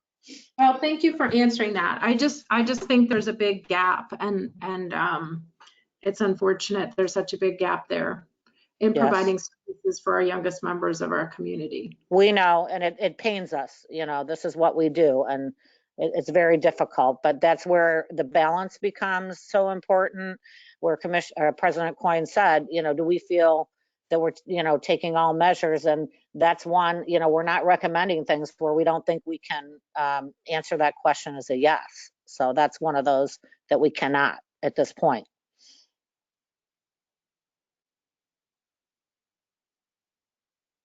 Okay, I see Commissioner Tunnell came up on the screen, so I'll turn the floor to him for a second for questions. I just had a question about these virtual camps and the other camps. Like, when did you say registration would begin, and how long of an open window will it be? Like, just a couple weeks or a week, or how long is it? So I missed that It's part. going to be released tomorrow, and they're going to be open until they're filled. Got it. So we'll find out the interest pretty quickly as far as the virtual goes, and that's it. Okay. Thank you very much. I appreciate it. And I think that's going to shift as well as we move forward in these stages. But I think there is still an appetite for it. And again, I think we're going to find out real quick. The other decision that we've made is to do a virtual, or I shouldn't say virtual, a digital program brochure monthly. So that's what you're going to start seeing, just because of all of the changing factors.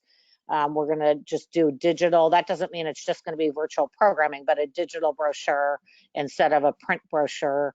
You know, we made that decision for fall, but you know, in the conditions we're in, we feel it's smarter to just do it monthly because of how quickly these things are changing.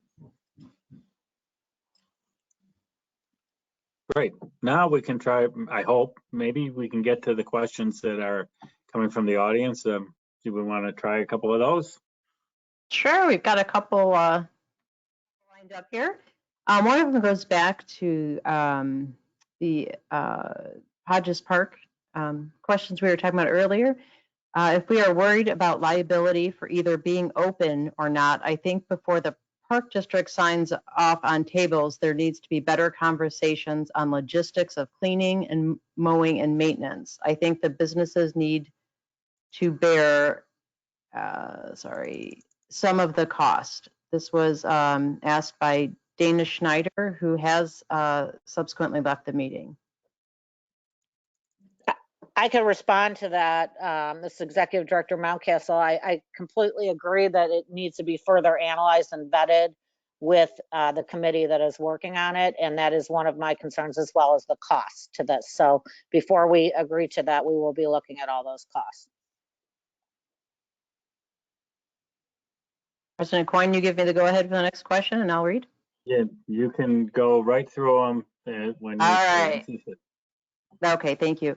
Will the ventilation system in the Park District facilities be modified in any way to account for the concerns that the virus spreads via airborne droplets?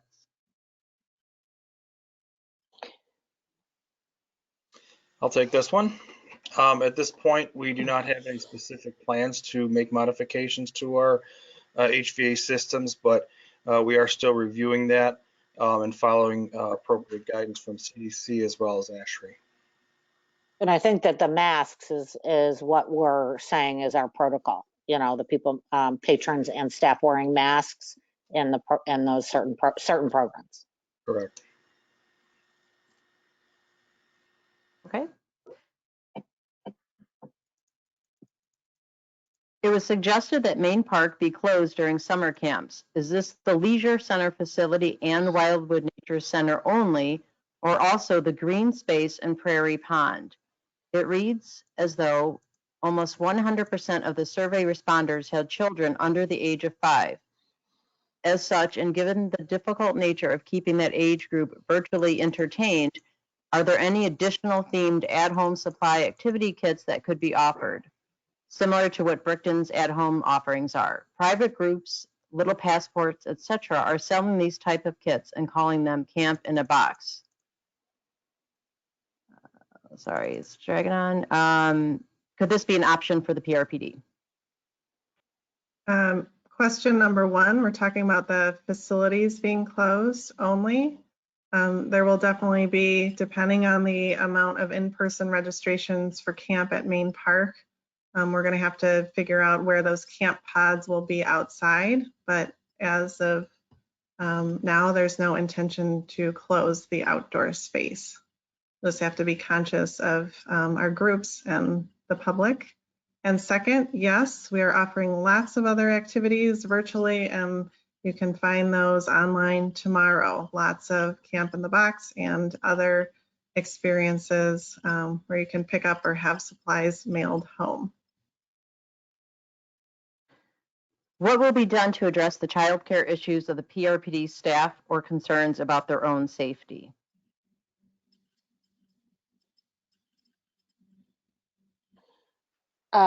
You know, we're doing everything possible, and it's a very lengthy list of protocols that we're taking, including extra hand washing stations, low touch zones, directional signage, directional social distancing. And so we are following all of the CDC, IDPH, and Restore Illinois guidelines on this, and we're, you know, there's probably too many to even list, but we are following the industry standards is really what I can say. Okay. Next question, would there be a 14-day quarantine for the whole pod or camp if any camper or counselor tests positive? What if a parent or other member of the camper's family tests positive? What procedures would be followed to inform families? Would there be any procedures in place to test the counselors?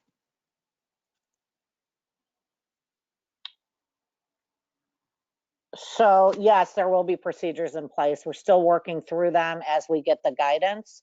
And I believe it is a 14-day for the employees.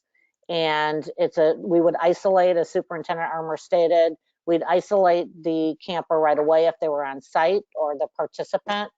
And they would require notification from, I believe it's doctor notification before they come back if they were positive. And then there would be a complete cleaning and disinfectant of the areas that person was in, and then following protocol on the number of days if it was an employee versus a participant.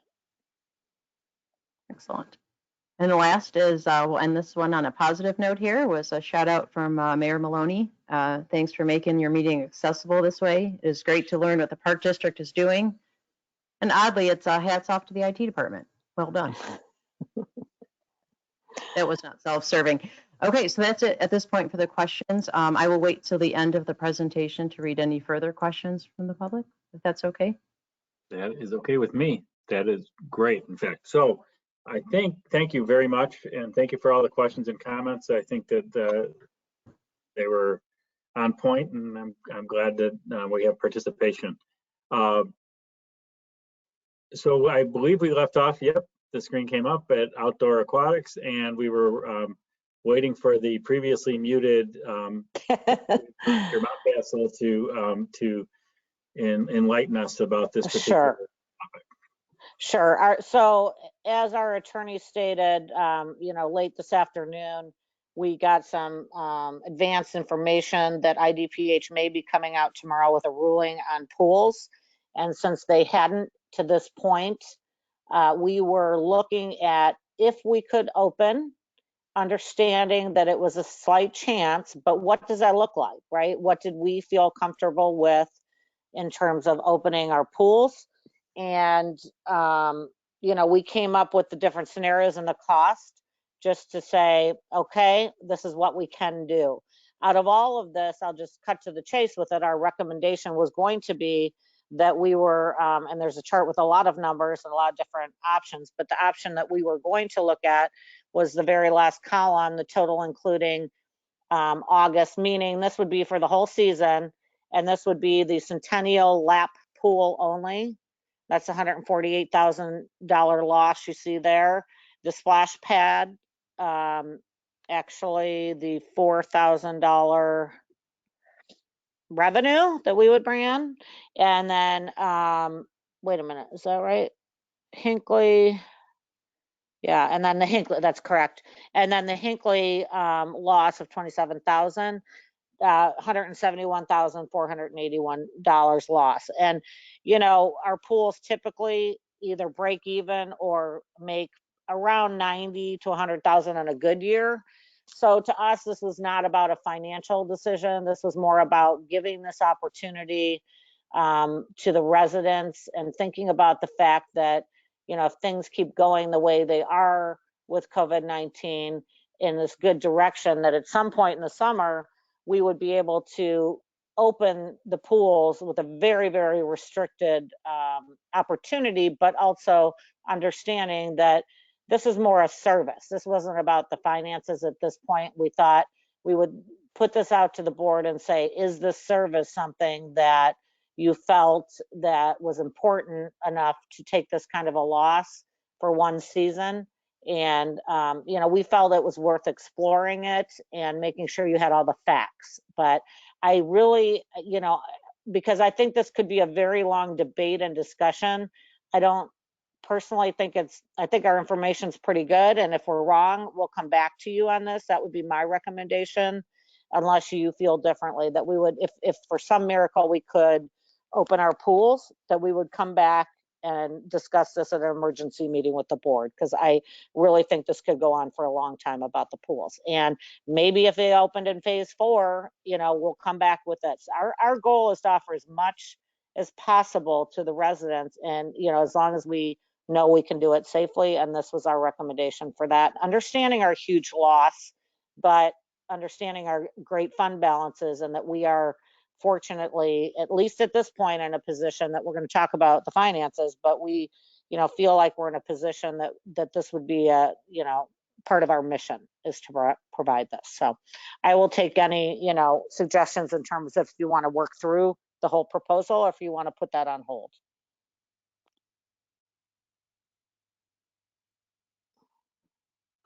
While our commissioners are gearing up their questions and comments, I do want one clarification on something that might raise a question for me later on. Can you report, Executive Director Mountcastle, on local and very nearby, not similar sized, Right. Niles, Des Plaines, Morton Grove, Skokie, as to what their current situation is, if any of them have closed their outdoor pools for the season or decided Sure. to keep them open? Sure. Niles Oasis Water Park is closed. Des Plaines Mystic Waters is closed. Those are their two aquatic water park facilities. Des Plaines was on hold waiting for these guidelines the last I knew with their, their more neighborhood pools. I'd call it like a Hinckley. One's like a Hinckley and one's a little bigger. And Skokie was on hold as well, waiting for guidance from IDPH. So, that's what we were really doing, is waiting to hear and get the direction from IDPH. So I would say we're not, there's certainly risk, right? And but it is such a popular summer opportunity, and there's pools opening throughout the country. So that's why we went down this route, and we had extensive conversations with our Starguard, who is our licensing company for the guards, and we felt we could do what we're proposing in the last column. So it's really likely that like Centennial would be the only game in town, so to speak, if we were able to open and if the other districts had decided to close, right? Right, correct. Okay. So, and Centennial, how we would handle that is, yes, there would be more demand, in my opinion, there'd be more demand than we were able to accommodate, because we could only, at the very most, we were not recommending opening until phase 4, which is 50 individuals or less. So we would be taking 2-hour time slots, as we talked about, and then those people would have to leave. We'd completely clean the facility and then have another 2-hour time slot. So it'd be a limited opportunity, but we were proposing lap swim and swimming lessons and all sorts of things, other activities. I think we have a question. Hi, this is Eileen from IT. I have a question here. Is there any possibility to have the lap pool open for competitive swimming? If IDPH closes all pools, the answer is no. So we will know more tomorrow. But I believe the competitive, and Ethan or April can jump in here, the competitive swim team league that we are in canceled their season. Is that correct? That's correct. I did also want to point out that what's in our budget, our proposed budget projections, is opening all pools, just so when they're looking at the numbers, that it's the entire facility at Centennial. We put together this additional slide so you would see what it would look like with different amenities. So it's the all-in as part of this, the numbers you're reviewing. That's all in and all summer or all season. Before it was just July and August as well, phase 3 and 4. I mean, June and July. Thank you.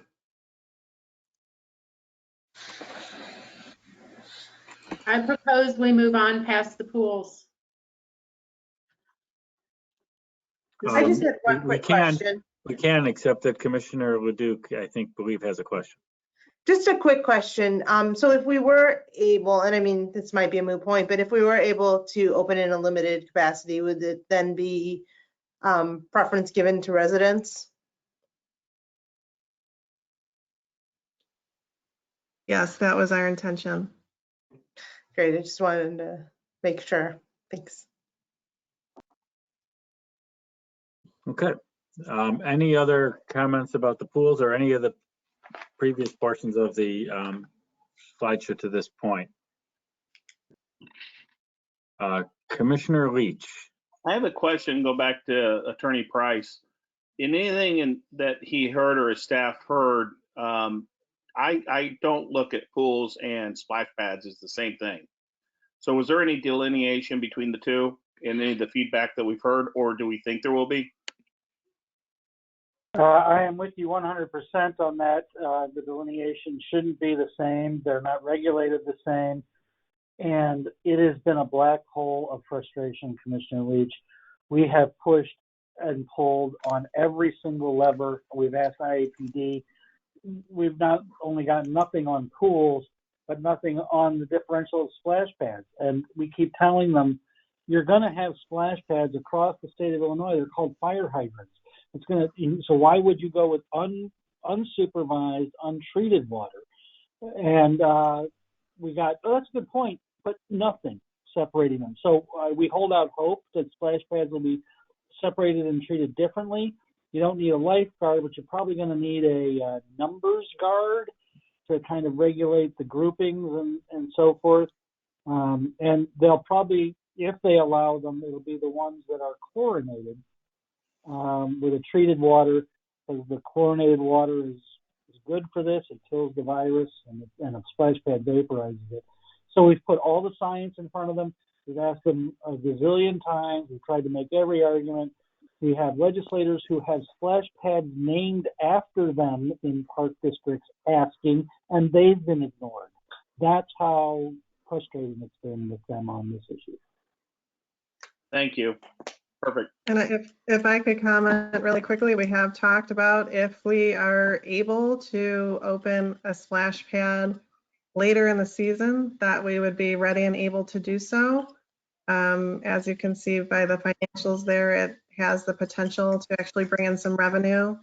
What Dirk said is accurate as far as our end. We may need just some staff to supervise and count and check in, one, possibly two. And then our water there is chlorinated. So we have all of that going for us. And I would just like to add, we might want to, if we're going to go through the different sections and make sure that, well, I guess you're going to vote on the whole plan at the end, but if we wanted to make sure that there weren't anybody was very opposed to one section or the other, I don't want you to just vote up or down the whole plan. And I guess that's how we have the motion. But if there's any objection, I would like to, to any of these sections, I'd like to address them. But I guess what I'm trying to say is I wouldn't mind putting the splash pad in the yes, if we're allowed, that you're good with that, because I would hate for us to have to delay that. Of course, there's the option of the special meeting, but I think to me that one makes sense as well to put in there. Commissioner Leach. Yeah, Gal, that's exactly where I was going. I'm Okay. totally supportive of the splash pad. Where the pool, especially the restrictions on the volume and the losses, that would be where I'd be more hesitant at this point. But on the splash pads, I think it makes perfect sense, especially after Superintendent Armour also spoke to the chlorine and the health aspect to it. Okay, great. So I think we'll want direction on that as well, President Coyne, from the board. Yeah, correct. So so we should look for some consensus on the splash pad issue. Is that what, and so that even though we would approve, or assuming that we would have, well, let's just take the worst case, the other scenario is if we didn't approve the plan, we wouldn't want, we could still carve out the splash pad part. Exactly. Okay, so I guess I'm looking for anybody that would object to us looking at the opening the splash pad, if it's available to open, notwithstanding the motion that's about to happen. So is there anybody objecting to that? This is if there's guidance issued, or this is just if we feel it's an essential park district service? I'm sorry, I'm just trying to understand. No, I think this would have to be, it would, and Dirk can correct me if I'm wrong, I think this would have to be a guidance because it is considered aquatic facility right now, at least. So I think, I would say it would be following the guidelines. Well, Attorney yeah, Price? that's the difference. You have to have an IDPH license for a splash pad.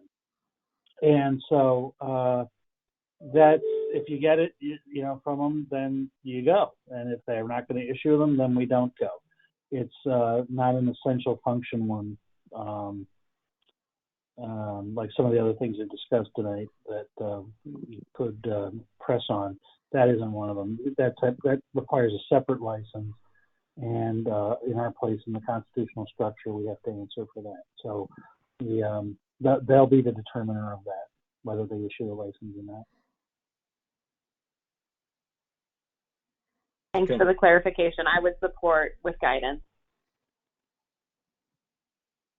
Okay, and I think that, and I would, and I believe that I have Commissioner Leach said that he would. So just if someone else could just chime in and sort of say, so we know we have a consensus of the board, that would be great.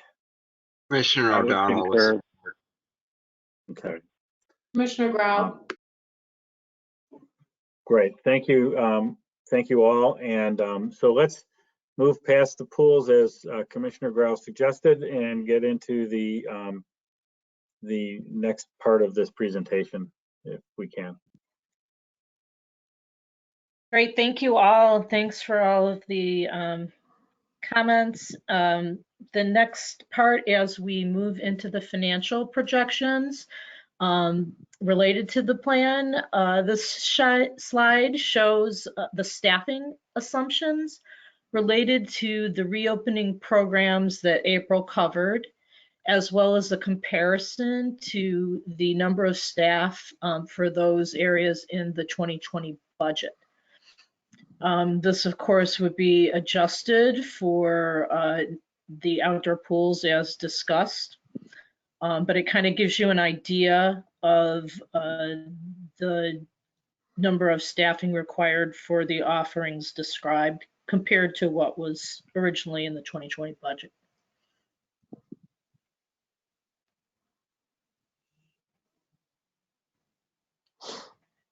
So next, I'd like to summarize how these reopening plans have been incorporated into these projection scenarios that we've been looking at for the last couple of months. Because as we've discussed, we put together the projection scenarios to model a framework for all of these uncertainties. So April and the recreation staff had done a fantastic job of going through each of these proposed offerings and preparing budgets and doing them as per phases. And at the time they're doing their work, there was a lot of, and still is a fair amount of uncertainty as to when we will be in which phase and what we would be able to offer. So while they've put together their budgets, my job was to then try to translate that into our projection framework. So this slide describes kind of how I parsed that out, because a lot of camps that aren't starting until the middle of June, whereas a lot of other activities, hopefully the driving range, for example, can start June 1st. So we've kind of shifted out some of these things to try to, again, project estimates of what these offerings may look like as far as our revenues and expenses. So we've done that for the summer months here. And we wanted to show you how that compares to what we had originally budgeted for in 2020. One of the new pieces of information we've had recently is that Cook County has extended the second half property tax installment penalty date. It would have been August 1st to October 1st. So in recreation administration, which is part of the recreation fund, and in the general fund, we rely on property taxes. In the nature museum fund, we rely on property taxes. So in order to better compare the revenues in the reopening budget to the original budget, I've subtracted the property taxes from the 2020 budget, so you can just look at the revenues. It's a better comparison. So the first slide here summarizes the general fund and the recreation fund and totals them, and this approximates the revenues and expenses that we're seeing in the projection model. There is a little bit of shift that goes on month to month, and I'll talk about those adjustments a little later, but this kind of gives you the snapshot of how these compare to what would have been budgeted for that period of the summer under the 2020 budget. So you can see that we still are projecting more of a loss than we would have under the budget. The other thing I wanted to point out that is, as we move through the slides, that July is really kind of the best representative sort of budget month for each area, because it includes 4 weeks of programs and all the activities, where we've kind of shifted them in June and August, depending on start dates. So with that, we can move through the different areas. As always, the recreation administration area is where we see our negatives that are offset by our revenue producing areas.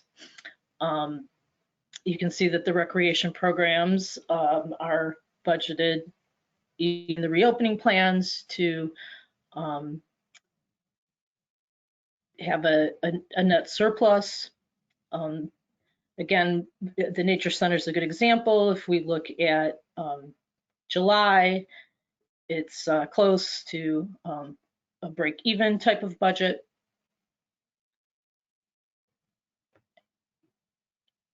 And I just wanted to point out that the Nature Center also in the 2020 budget is a good example of this impact of the property taxes. This budget snapshot is just for the 3 months. It's not the full budget for the facility, because for the full year, we're not budgeting the Nature Center to have this type of deficit. So it's a little difficult comparison, but I thought it would be helpful for you to see, kind of the difference of the total revenue and expense that we're looking at compared to what we would have seen in the budget. Commissioner Grau has a question, I believe. I'm just wondering, okay, it's answered. So the pools weren't under recreation, they're separate. Yes. So, and the pools, again, when we were working through this modeling, we were looking at opening all of the facilities. So should the pools, and it sounds like likely won't be opening, that will actually improve the financial picture. Again, the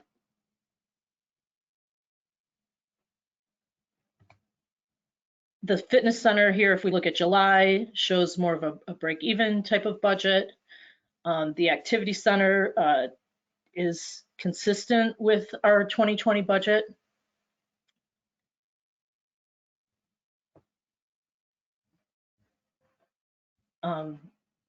The ice rink, also, if we look across the total, is close to a break-even type of budget, which is lower than what we would have expected in the 2020 budget.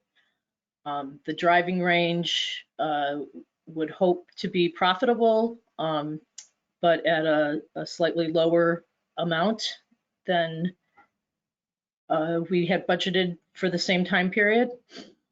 And the batting cages, if we would hope to be break even there.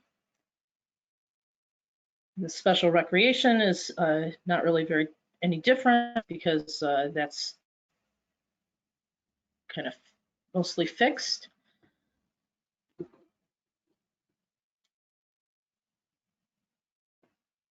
So all of that information were then incorporated into the moderate case projection scenario that we've been working from.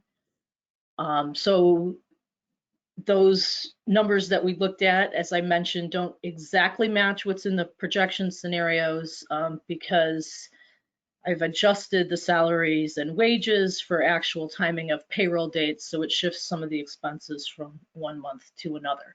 So as the recreation staff has talked about, the different puzzle pieces, trying to fit this all together.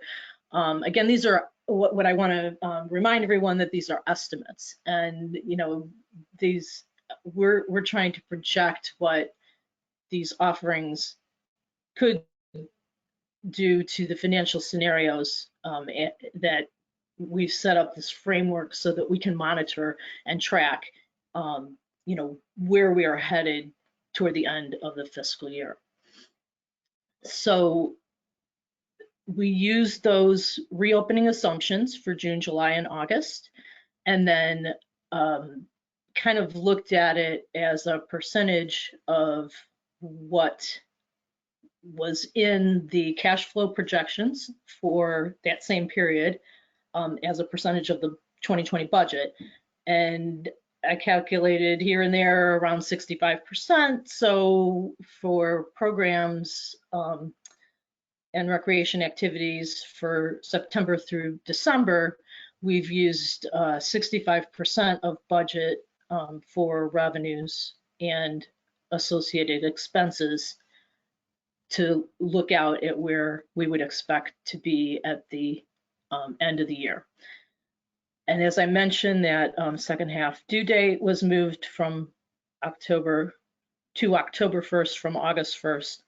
And we were still assuming receipts at 85% of the 2020 budget because we don't know yet what the impact on property tax collection rates might be, as a lot of people have been unemployed due to the pandemic.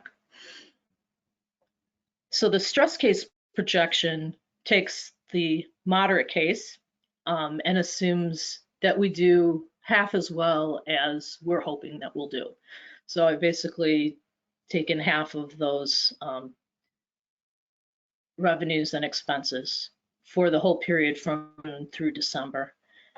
And that the property tax receipts are collected at an even lower rate at 75% of budget.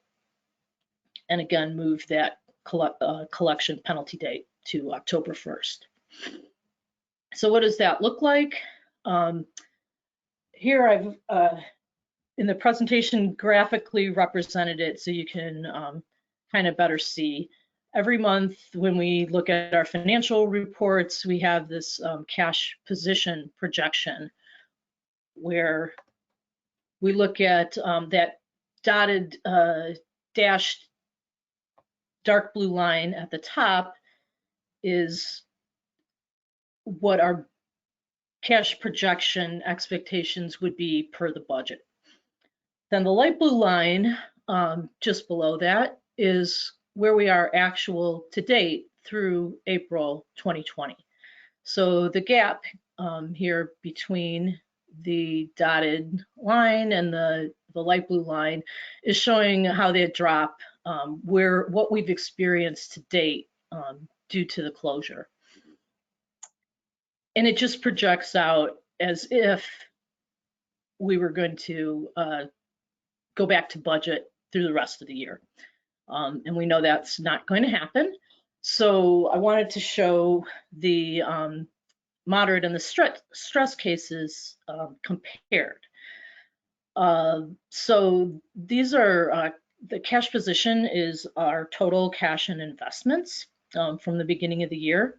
But for these projection cases, we've used our fund balance instead of cash position. So the difference there is that, for example, we've talked about camps, we've had so many registrations, we've already collected cash. So we've returned some of that via refunds. Some of that is on patrons' household accounts, but that's really a liability that's owed to our customers. So I don't want to count that as I'd rather work from fund balance, which on an actual basis, again, through April is always lower than our cash position. So we're starting these stress cases at our, we're looking at it from a fund balance perspective rather than cash. But we also want to see, kind of where does that leave us at the end of the year? On a cash basis, the other thing that's important is, we do have some of our fund, our cash, again, this total is cash and investments. So these bars represent our investment position in each month. So this really shows that the area between where our projected fund balance is and our investments is really going to be liquid cash that we have available to us. So we're comfortable that our cash position will be okay through the end of the year as long as that second half installment penalty date is not moved further. So that's the other thing I would point out here. When the penalty date is August 1st, that's when you see our revenues increase here, where we're getting that second half installment of property taxes. So now we've moved that here out to October. If the county were to give even more relief and move that out to, for example, December, now that would be where we would maybe need to look at whether we need a short-term borrowing, if that could be if that were the case and we were in still having this precipitous decline. So those are the things that we are, monitoring very closely. So to kind of recap, the reopening plan allows the district to resume its core mission and serve the public's needs. Both of these projection cases reflect a draw on our fund balance due to the unprecedented nature of the pandemic crisis and this estimated nearly 3 months of closure. Is putting us already drawing down. But the district's strong fund balance and cash position, which was enhanced by 2019's operating performance, could have absorbed these projected losses with the following impact. So the moderate case year-end operating fund balance ends at an estimated 3 months of expenditures and a net deficit or drawdown of that fund balance of 2.1 million. The stress case year-end operating fund balance of approximately 1.9 months of expenditures and a net deficit of 3.7 million. So these can be compared to the 2020 budget year-end operating fund balance estimated at 3.75 months of expenditures. So that's what we were planning on for the budget. And we did project a net deficit among all funds of about 370,000, and that was because we were spending more in our capital fund due to the timing of how we fund it. So just as a reminder, our fund balance policy is a minimum of 2 months and a maximum of 4 months of operating expenditures. And I just also wanted to kind of explain, really the cases here. Again, this is a framework for monitoring these things as they develop and projecting different scenarios. And the stress case is what it's showing us is kind of what additional levels of decline we could have, what additional levels of decline could occur before we end the year below our fund balance policy minimum.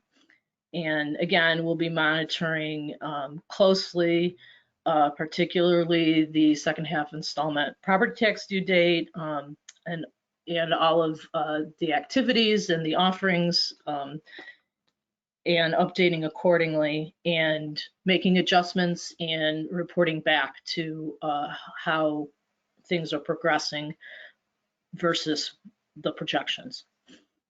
So with that, I would like to turn it back over to Executive Director Mountcastle for her summary and be happy to take questions on all of these confusing numbers. Great,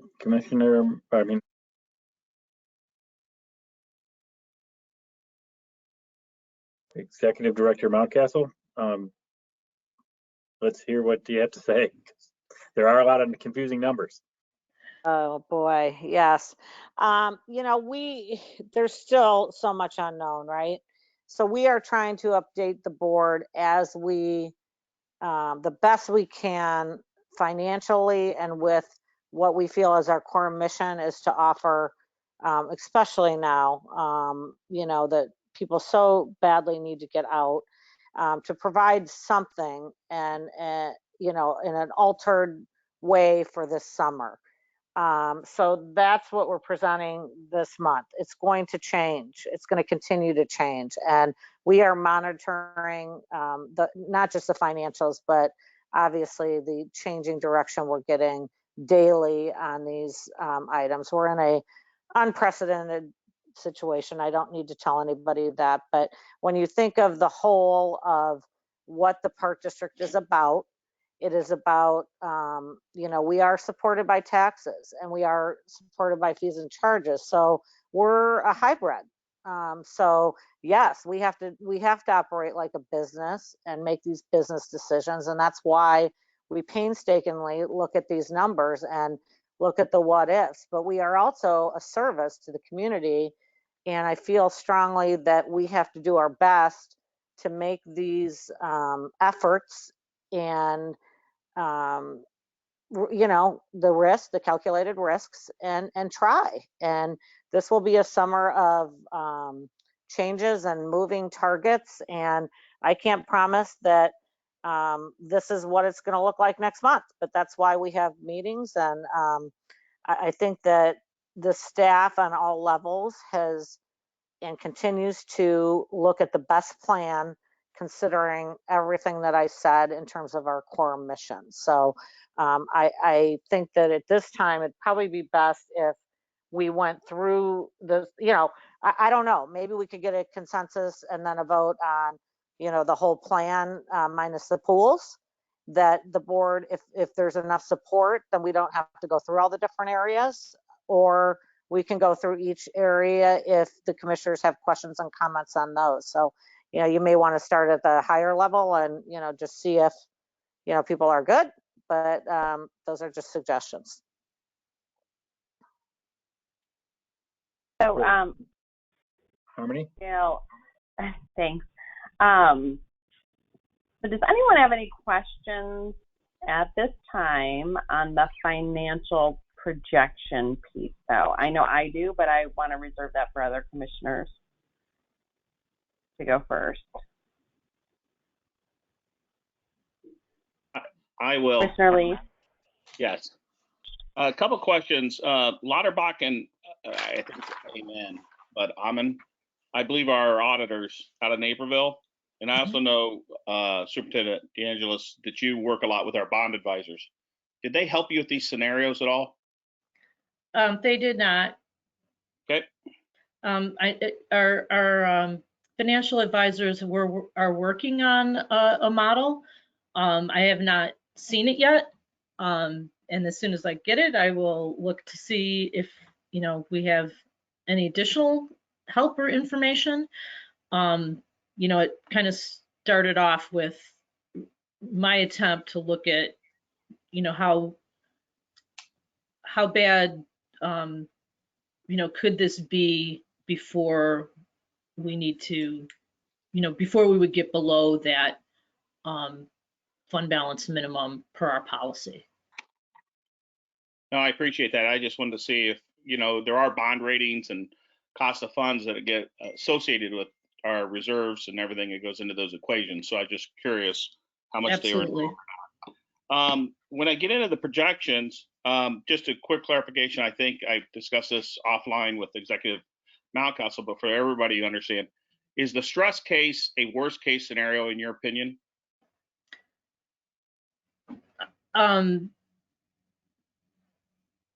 It's, I guess,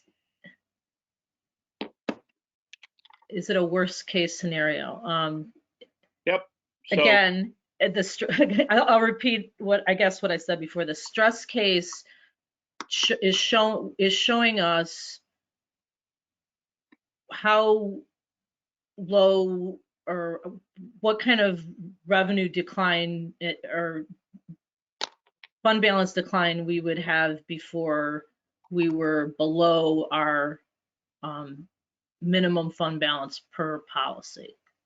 So is that the worst that could happen? It could be worse than that, right? So yeah, I think the worst case scenario is, and I've mentioned this, I think in past times, is curious to me because again, everything's a moving target. And I think the fear is especially in the case of recreation, I heard several of my fellow commissioners bring up the point like virtual camps. We really don't know what that's going to be. And I know we use like 65% and 50%, I think, realizations in some of your scenarios. But when I think of that, we just don't know. And it's not fair to tell staff that, hey, it's got to be better than that, or it needs to be worse than that. What I'm just trying to understand is, in an unprecedented situation, how bad can it get given the fact that what we're staring at, I always operated on a basis that you needed 4 months at least of operating expenses in reserve, right? And so we're getting into some kind of frightening levels of liquidity, in my own opinion. But I'll save that for the next thing. The only thing I'll clarify, and I just want to make sure, because I know Executive Director Mount Council mentioned mission, but I get that park and rec opportunities are what we're here to serve. But I think in that same mission statement in the audit, we also talked about environmentally and fiscally responsible.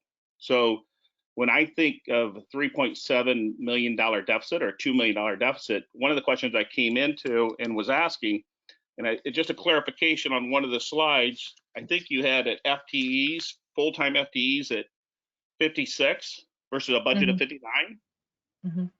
Okay, so if I'm looking at that slide, I believe Executive Director Mountcastle said that was about a 20-25% furlough. Off what number was the percent? Because that confused me. If we budgeted 59, and I think we're looking to go at 56, that's not quite 20%. So I'm just confused if I'm misreading that or not understanding that. I believe that currently it's 20% that are furloughed, but for the June, July, and August estimates, those are the staffing levels that are incorporated into the projections. So as we are moving into these next phases and determining exactly what what work we have, we will review that and determine whether or not how people are coming off furlough. Okay, does that answer your question? Well, I think currently my understanding is that when we looked at this, when we've talked through the number of furloughed employees, that it's the current amount of of furloughed full-time employees. Right. So what you're saying is in phase 3 on that slide, that's where you're resuming and adding back to staff appropriately, correct? Correct. Okay, perfect. Quick question on that. It just as I have to ask it, and I don't mean anything of it, but you can answer it anyway. I have seen that certain park districts have put in some different staffing policies and even had certain cuts in salaries. Was that in any of your guys' conversations relative to kind of the issue at hand, given the deficits we're looking at? Gail, can you address that?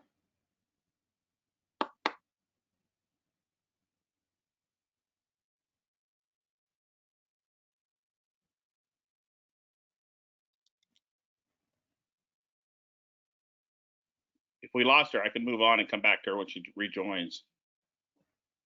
Gail, are you still with us? Yes, hello? Hi. Hello. Did you hear Commissioner Leach's question? I did. I apologize. I guess I was muted. So the answer to your question, I know what specific park district you're talking about, is that they did not have any action, from what I understand, for when this originally was, when the order went into place. So there was no original layoffs or furloughs at that time, part-time or full-time. So every district has handled it differently based on their budget and their capacity. And we've talked through all the various scenarios with all the different staff groups. And our philosophy on this is that if there is work for an employee, then they will be working. So we've got, that's how we've moved through this. And as you look at those numbers, the 56, that is what the budget was based on, because there's so many moving parts. But as we stated now, as of today, there's 20% of our full-time employees are currently furloughed.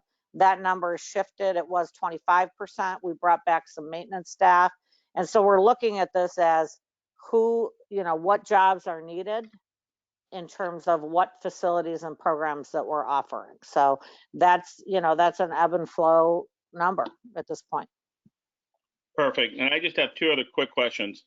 Property taxes, I think you avoided in the scenario. Is that correct, Superintendent DeAngelis?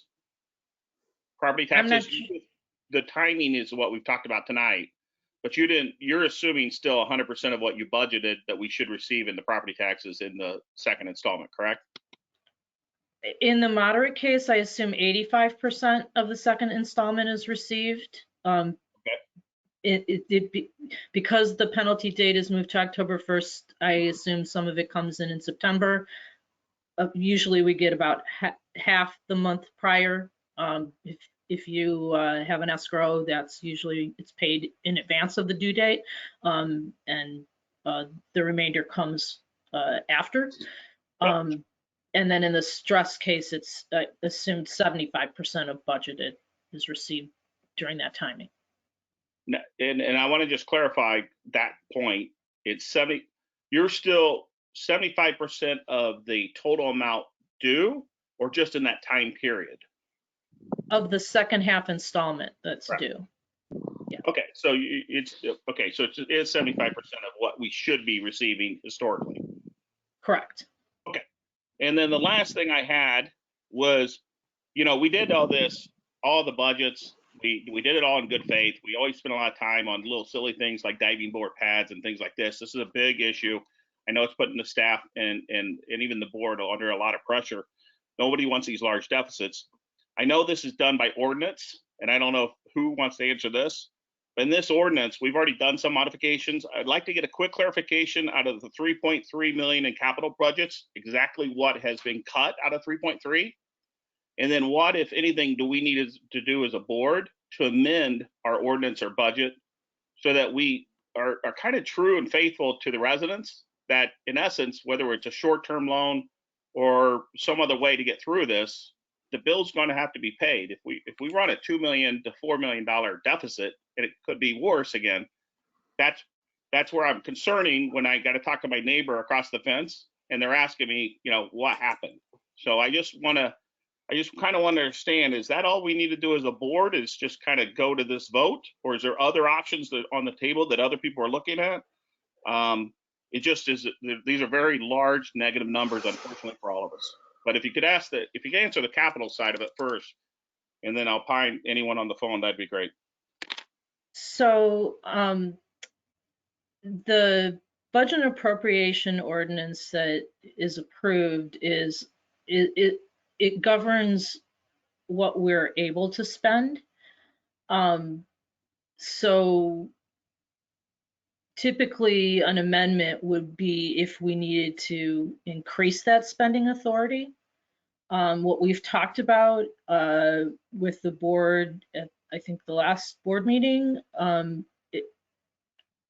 it was approximately 100 million that we determined of capital projects that were in the 2020 budget that we've determined to put on hold.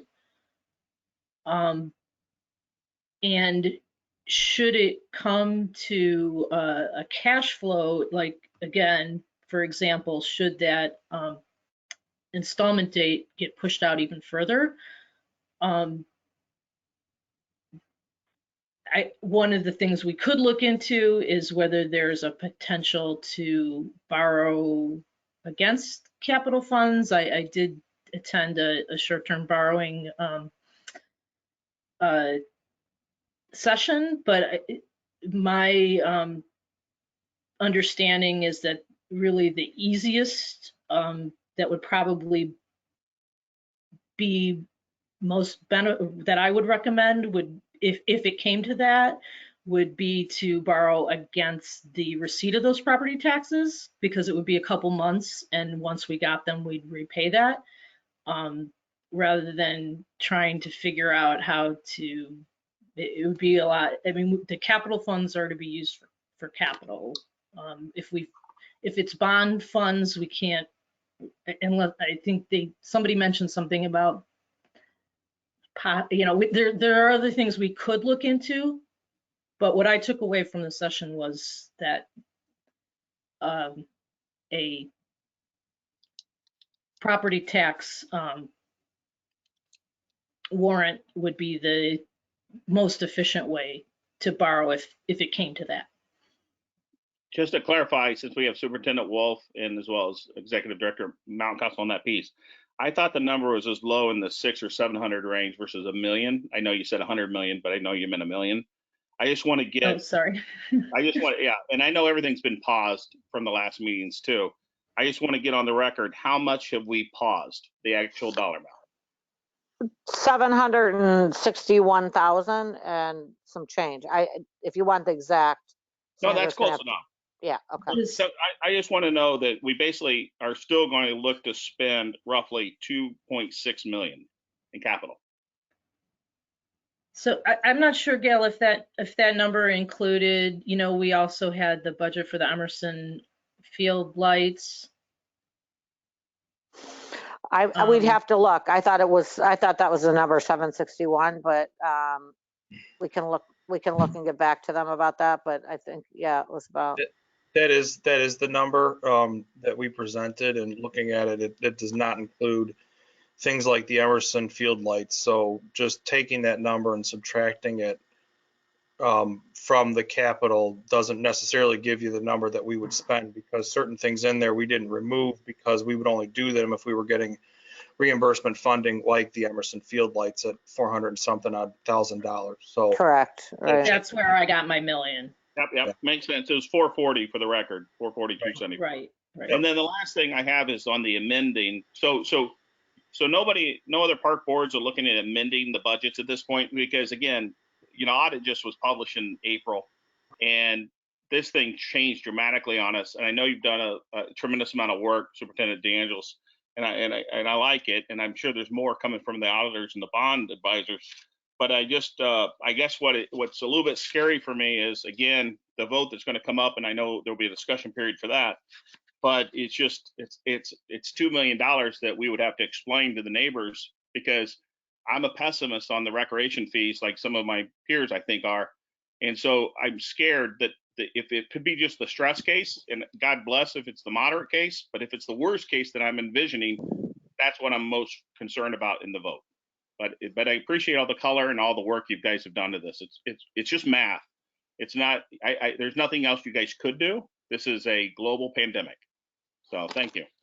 Well, thank you for saying that, because I think Right. that is the we're in a global pandemic, and we are going to recover from this. There's no question. It's just a matter of when. And so, looking across to the neighbors, I think you should be proud that we have this fund balance and that we're able to try to offer some things for our core mission, is to get people in the parks, and the people that want to sign up, because if we don't bring in the revenues, we're going to be in an even worse position.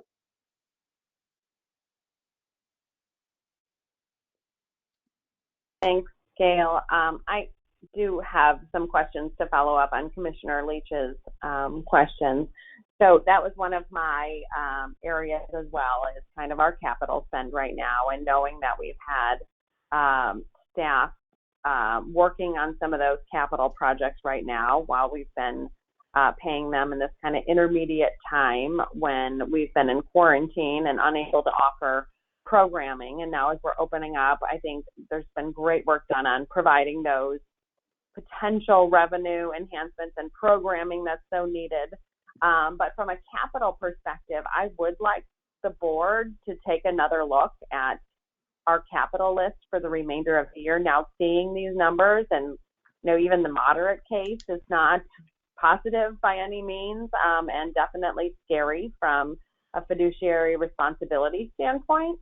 So I would echo the sentiment of taking another look at our capital projects and really thinking through those dollars I know that have to be spent within a certain period of time on capital versus those other projects that maybe need to be put on pause for this time being because of the unknown.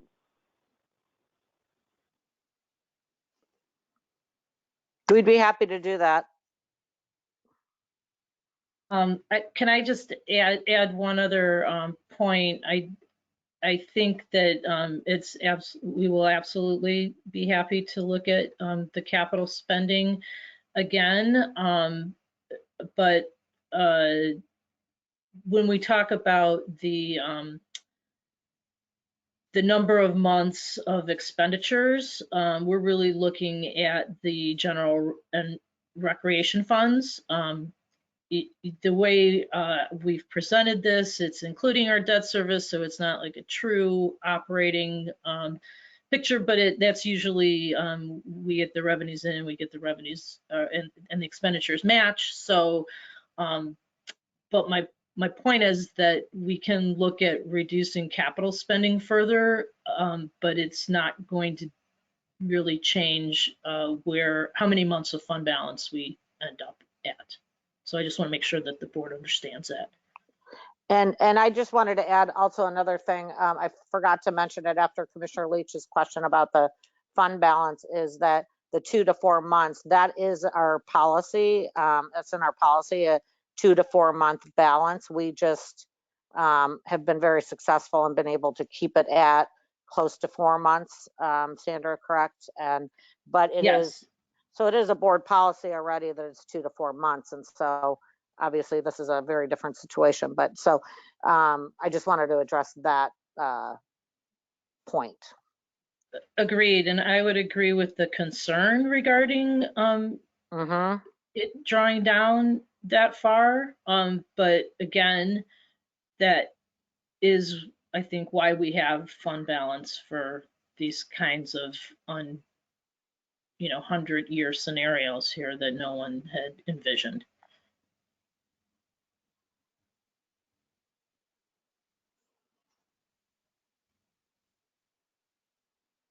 Other commissioner questions?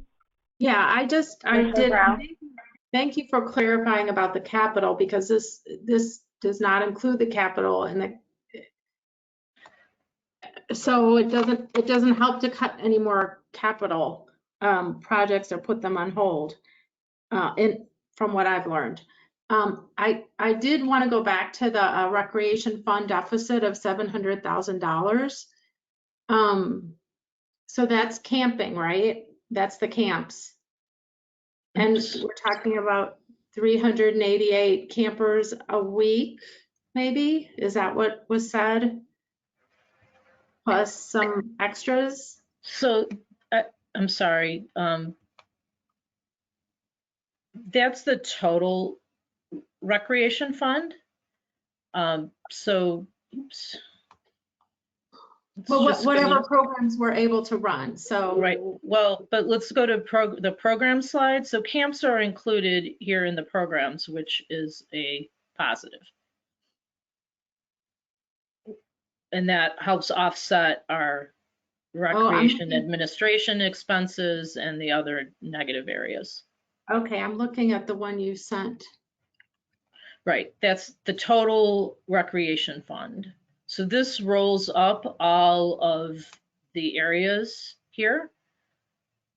So it's the recreation administration and the pools that are the biggest drivers of that $700,000 deficit. Okay, thank you. But camps are in the program area. Thank you.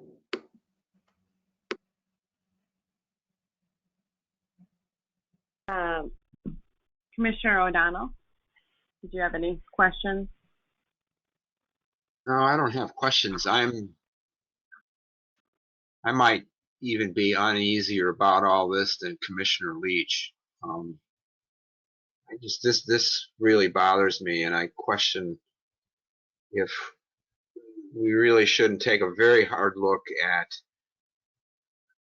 I understand the core mission stuff. Believe me, I'm all in favor of all this stuff, but it seems to me a couple things, that the restrictions that we've been put under for things like our pool, for the fitness center, it just strikes me that it doesn't make sense to do those things. And then if you take that out, if it isn't more fiscally responsible, then to take a look at the rest of our expenses and pare that stuff back. I'm not comfortable with these deficits. I don't think we're comfortable with them either, but we're trying to do the best under the circumstances, that we have. Believe me, I understand that.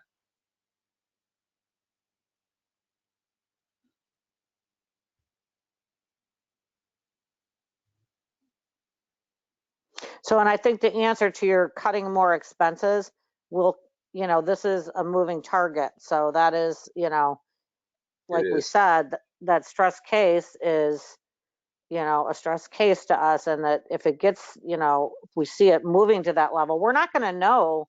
We've got to try something in terms of offering programs and facilities is my thought on this. And we may see it's not going to go, but I mean, this is not something that just the Park Ridge Park District is doing. This is the industry standard of, park districts, offering something. And I get it. I mean, like I said, we're a hybrid. We have to think about the fact that 50% of our people, it's one survey, I realize it, want us to do something. And that's what we're trying to accomplish here and try. And we're going to shift and we're going to look at, obviously, we're going to look at expenses, as we move forward. When we hit a year, whatever the time frame is, we'll get back to normal and we know how successful we are. And so, we will recover from this. And how long is it going to take? I can't tell you that. Well, yeah, my concern is we're going to run out of money before that happens. Well, I don't think, yeah, right. I don't have a crystal ball, but I can tell you that we'll do everything possible to, mitigate this, even further if we see us going in that direction. And that's why we did the modeling like we did, right? We did it month to month or week to week, actually. So this is a whole new world to us. And I've tried to be very conservative in this property tax estimates, but we don't really know if it will we've never seen a collection level as low as it below 95, 96%. So, I mean, this is a different situation. So I've been very pessimistic with that just in case, because that is, you know, we are about 50, close to 50-50 revenue wise from that source of revenue. Yeah. Okay, I appreciate the pessimistic view given all the financial hardships that so many are facing right now with job loss and others. So I think that's really prudent to do. Can we talk a little bit about the recreation admin though, where we have our most heavy load of expenditures? Can we break that down as to what that consists of again? I think I know, but I just want to have us all be level set with where our heavy load of expenditures come from. So these are utilities, our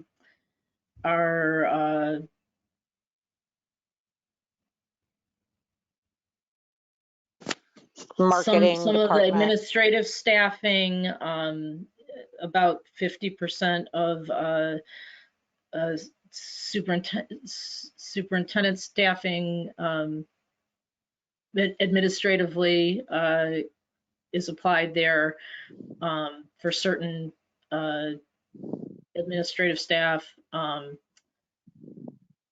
Again, utilities, more the, you know, benefits for certain of the staff. I mean, we do allocate some to the different facilities as well. Is Paderma in there?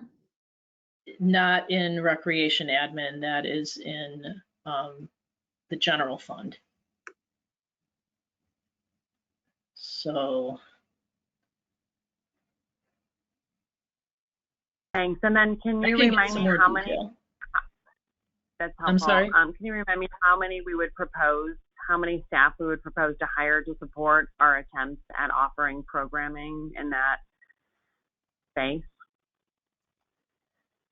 So the part-time staff would not be showing up in recreation admin.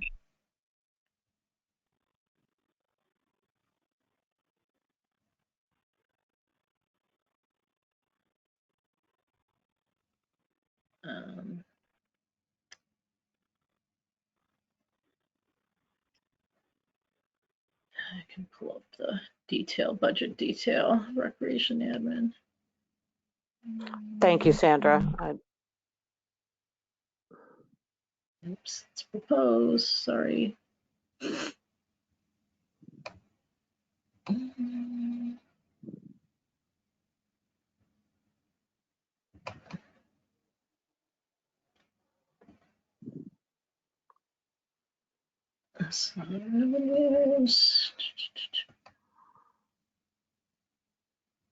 Revenues. Utilities, again, full-time salaries for certain of our recreation staff.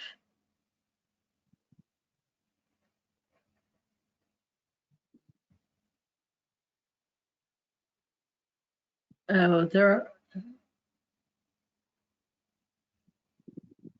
are some part-time salaries, but I'm sorry.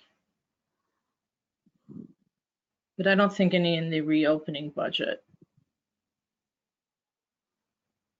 Yes, we do have some benefits for certain recreation staff, mostly related to recreation programs of full-time staff. Supplies related to data processing. So our costs for RecTrack is in here.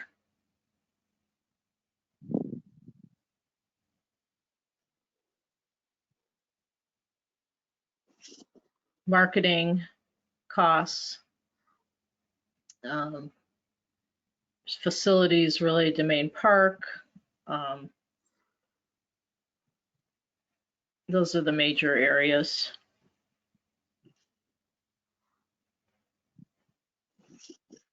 Thanks, Superintendent DeAngelis. I know that we're reducing some of those costs with, our online brochures and other, and I know, Gail, you and your superintendent team have been weeding through these, but I guess it's worth the ask to ensure that we have the appropriate staffing models and that folks are pivoting and perhaps expanding some of their roles right now during this time to support our attempts to put out valuable programming, but also be really mindful that we're operating at a significant deficit is really important. I know you're trying to do that in many ways, but I think it's worth repeating, asking for additional.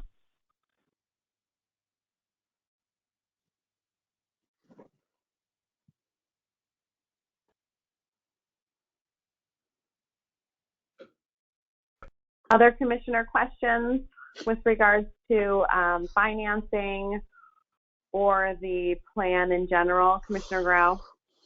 Yeah, this, this is a real bitter pill to swallow. I really thank the staff for putting this together, and I really dreaded coming to this meeting tonight. 50% of our revenue comes from taxes, and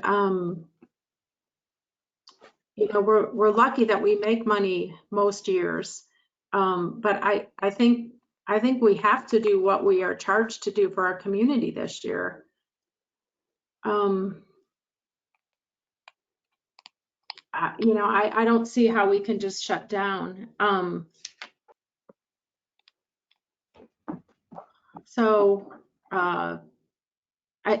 a way, if the pools are not allowed to be open, that helps us. As sad as that is. And are your new figures based on the pool not being in there or not? No, they're including. No, because that happened at about 4. It hasn't happened yet, right? Yeah. So sadly, that helps us. That's right. I just feel like people, especially with children, are really on edge. And we're a government entity, and we're making half of our money off of taxes.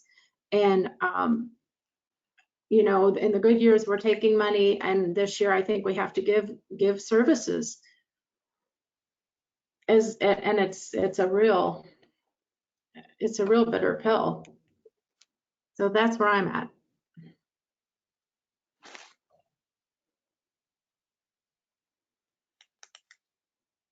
I have a sort of it's a question. So in the motion that is going to be coming up, I imagine, there's a lot of sort of wiggle room in there because there's a lot of contingencies on what the state and CDC and everybody's going to do. But there also, what's not in there really is about the budget and the different models that you've been looking at. And I guess, well, let me start with the statement that says, when we get into July and August, the money, we already spent the money for April, May, June, March, April, May, June. Okay. And so we can't go back and cut those expenses because those expenses have already been paid. So I guess a simple way to ask is really, are there dials that you can still turn as we go into the coming months, so that if you see that we're getting close to that 2 months sort of bottom line, that there are things we can do short of just running the train right into the wall and then borrowing money? Are there still things that you can do? Is there enough money left in the pool pot that you can come back and say, if the stress scenario if it's worse than the stress scenario, here's what we're going to have to do. So you don't have to get specific. I don't need a specific. I just want to know in general, or if there's things that we can do that will help keep us into that 2 months or better. Yes, yes, absolutely. That is what, we've been doing each month and each day, really, right? So that is absolutely what our plan is. And we're showing it to you like as of today and as of what we know, right?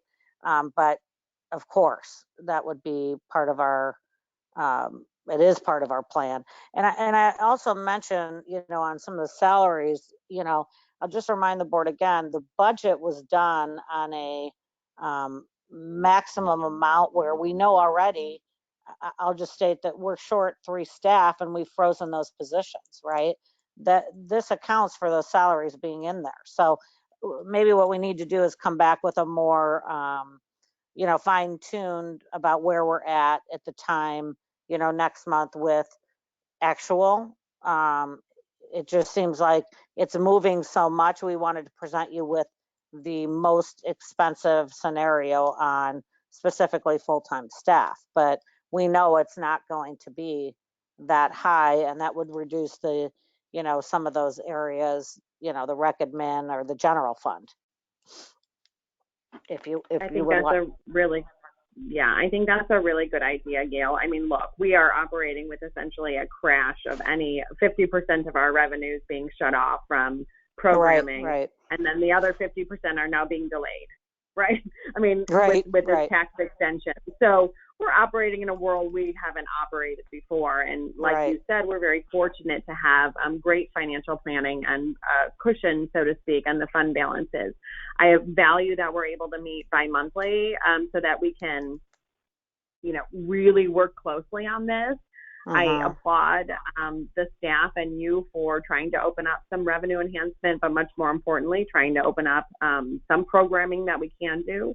I think we just need to stay really close on this every 2 weeks to talk about those true budget projections and numbers. And we're going to learn a lot more here as we go in terms of if, the tax extension continues, or if our numbers are worse than we, modeled them on based upon, participation or other. Sure. I'll just remind the board that typically we only meet once in June. We're very happy, especially in this scenario, to add a meeting. If that is the, if that's what the board would want to do on June 4th, that would be 2 weeks from now. So I just would take your direction on that.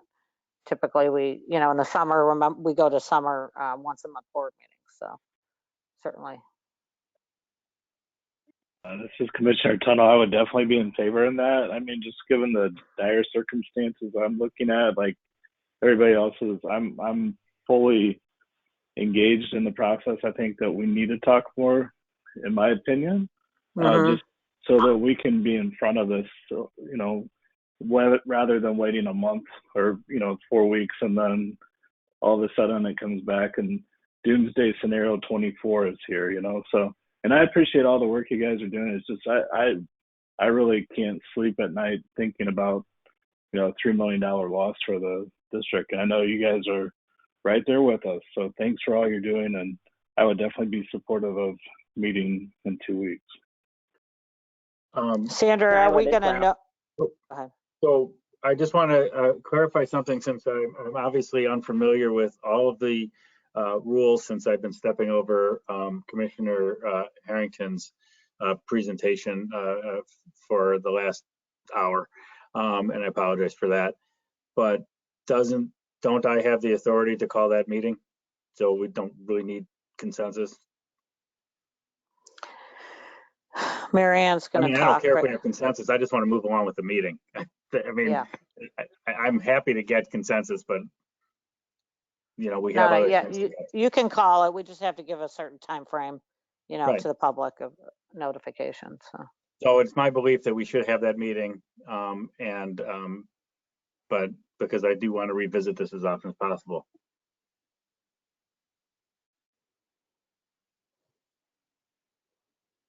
Is that something that he could do tonight by motion? To just. No, I think he'll just need to call a special meeting, which Mary Ann can work with he and Gail on for the ability to do that. Right. I think Yeah, I think most of us probably would agree that it's a good idea to meet more regularly under the circumstances. And I do want to just say a quick note of thank you to the staff for being between a rock and a hard place and still managing to put out more information and more plans and do the best job that we could expect under the circumstances. So thank you. Thank you.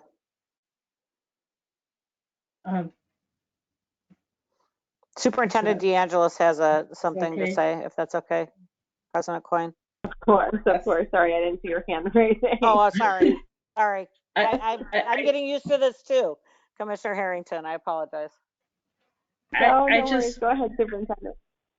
I just wanted to say, I think Gail was about to ask me whether we would have much more information. I don't want to put words in her mouth, but yes, that was what I was saying. Yes. So I would hope that maybe we will have some feedback on how the new offerings are being received, but I'm not sure, and to the extent we have registration supporting that, we may be able to do some reporting on that, but I don't know what other new financial information we will have in 2 weeks. So I just wanted to make sure that yeah, very true. What to expect. Yeah, because we will not know about these programs by then. We might know on virtual, might have an idea on virtual, and we can send you a report on that and maybe a firmed up thing, information on the staffing assumptions if you'd like. That's another option. Yeah, staffing assumptions, and then I think capital as well, right? You have the ability to review that. Yeah. So a capital. And again, I understand what you're saying about capital. We're watching that very carefully. But so capital, we could do a report on staffing levels and also, the virtual. But I don't know if you really need a meeting for that because I don't know how much that's going to change, the scenario for the better. Because we've got the staffing levels at the worst levels, right, in the budget, and the virtual is not going to make that much of an impact, and the capital is what it is at this time, and we're not spending on anything we don't come to you with that wasn't on that list, but your choice. So we can certainly get together. Gail, I just do want to point out that the full-time staffing for the summer months is, and I think I put it, I'll double check, but I think I projected it through the rest of the year at the level where we have froze those positions. But there could be other things we could look at. Exactly.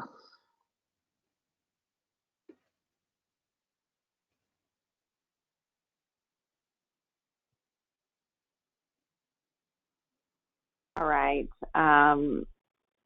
Any other, we can let President Coyne and Executive Director Mountcastle kind of talk through meeting versus reporting, and based upon what information we know, are we all comfortable with that? And then any other questions on the financial projections and the plan as presented? It looks like there might be one question from the audience too. I'm not.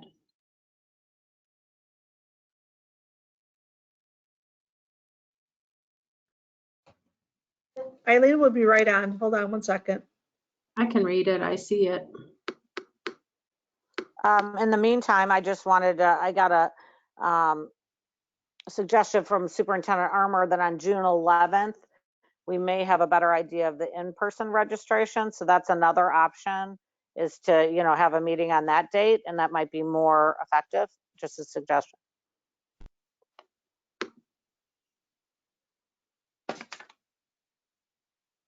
Okay, you guys ready for questions?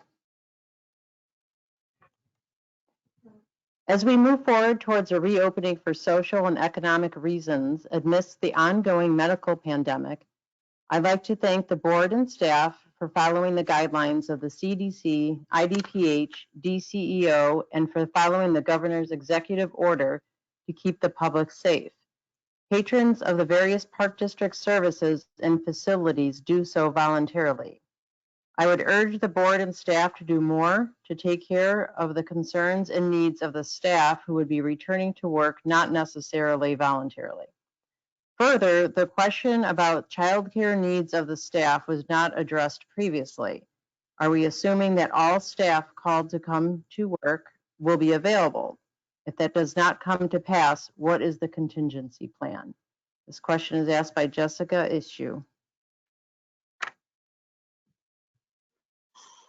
I believe there's been various surveys of in the staffing areas in terms of, and Superintendent Armour could maybe go into that a little bit more, but in terms of staff coming back, and we're pretty confident that we will have the number of staff that we need. But if we did not get that number of staff, then we would not run, we would reduce the number of programs that we're running. Thank you. That was all the questions. Thank you very much. I'm going to go ahead now then and read the motion at hand. And then there's still an opportunity for some discussion. So I move to approve the district's COVID-19 program and facility opening plan as presented for phases 3 and 4, with the understanding that the plan could change, we should say will change, based on the governor's orders, Centers for Disease Control and Prevention, CDC, or the Illinois Department of Public Health, IDPH direction. This action will be formally ratified at an actual board meeting with physical presence at a later date. May I have a second? This is Commissioner Grau, I second. All right, open for discussion.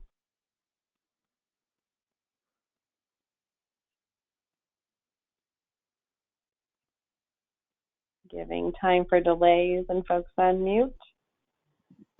All right, seeing none, may we take the roll, please? Oh, Commissioner O'Donnell, please, sorry. Well, I was just, there had been some conversation earlier, perhaps parsing this thing out. So yeah, I have a couple of concerns that this has been put on us at such late notice that it's really difficult to digest, number one. And I also have problems with sections of it, and so if we have to vote on this plan as a whole, I'm going to vote no. So, you know, your other option, you know, we were just trying to get some direction because it's very hard for us as well to move forward with plans and staffing, et cetera, on these different areas with, you know, our circumstances. So I would say that before we take that vote and we shut down the park district, is eventually what you're saying, if you're telling us you don't agree with the plan, that we parse it out and talk about the facilities we need to know about right now, and understand that the board would be holding emergency meetings if you feel like you need to approve every move we make on these different facilities, right? Because we're not spending more in the budget than what we budgeted for. Obviously the fund balances and the losses more, but as we said, we don't need to appropriate a different budget. So what we could do is say, we could recommend you approve if we get authority to open the driving range, the ice rink, the batting cages, and summer camp. And somebody, one of the staff's going to tell me if I'm forgetting something, that you give us authority to move forward with those plans or those plans as amended. I would agree with those things. What are the things And that well, we and outdoor would not fitness, include? right? Huh? Yeah, what are the things we would not include then that we'd be voting on the plan as a whole? Well, I'm troubled with the pools, which we know is up in the air, but I'm also troubled with the fitness center. So you would be okay with pulling the fitness center, but how about the outdoor fitness classes and the one-on-one training?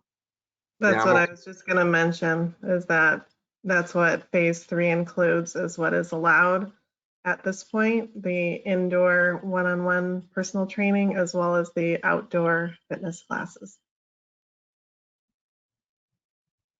See, the thing that was bothering me that I heard was we're going to open up the fitness center for people to come in with their own stuff, with a mask on to go upstairs to work out. I don't think we're going to get very many people to do that. And if that's what it is, I don't think it's worth opening the facility. So maybe we should focus on phase 3 so we can get somewhere, and the fitness center is in phase 4. That make people feel more comfortable if we focused on phase 3, which is the next month. Well, and I'm just one person, so I don't know how everybody else feels about this. We don't know if it's going to be 1 month. I shouldn't say that, but maybe we should either go by the phase, or we should go by the facilities and the areas, whatever makes more sense. Commissioner Leach. Yeah, I'm with Commissioner O'Donnell on this one. I get the pools. I don't like the fitness center, even as described. I also don't like the senior activity center, and I haven't really fought off yet on the virtual camps. So that's where I stand at this point. But I'm happy to meet anytime as things change. So maybe we should be keeping track of this, right? Just to clarify, on the senior center, it's an activity center, and it is not being recommended to be run for the senior programs per se. It's being recommended that we use it for potentially camp, for Brickton Arts Center, and for classes for individuals over 50 and virtual. I think if I'm wrong, Superintendent Armour, let me know. Yeah, I'm okay with that. So it sounds like we maybe want to focus on phase 3 in the short term. Phase 3 plan. I think that makes more sense. We were just trying to lay out for you, what we're imagining for all this, but I would say that seems to be, I think that should be the way we go personally. That's my opinion. Commissioner Coyne, well, I'm actually not sure if Commissioner O'Donnell was finished with his question, or Commissioner Leach rather. I wasn't, but I'll cede to you, President. I think it becomes very difficult, especially, well, I shouldn't say because of the time of night, but to start parsing this out by facility and by program. I do think that the phase 3 portion of it, we could take a quick look at what's in phase 3, and I suspect that we would have a general, we would have a pretty good consensus that those things that are opening in phase 3, we would certainly approve that part of the plan, and then come back in maybe 2 weeks, maybe 3 weeks, or maybe next month with here's what the plan is for 4, because that plan may change anyway between now and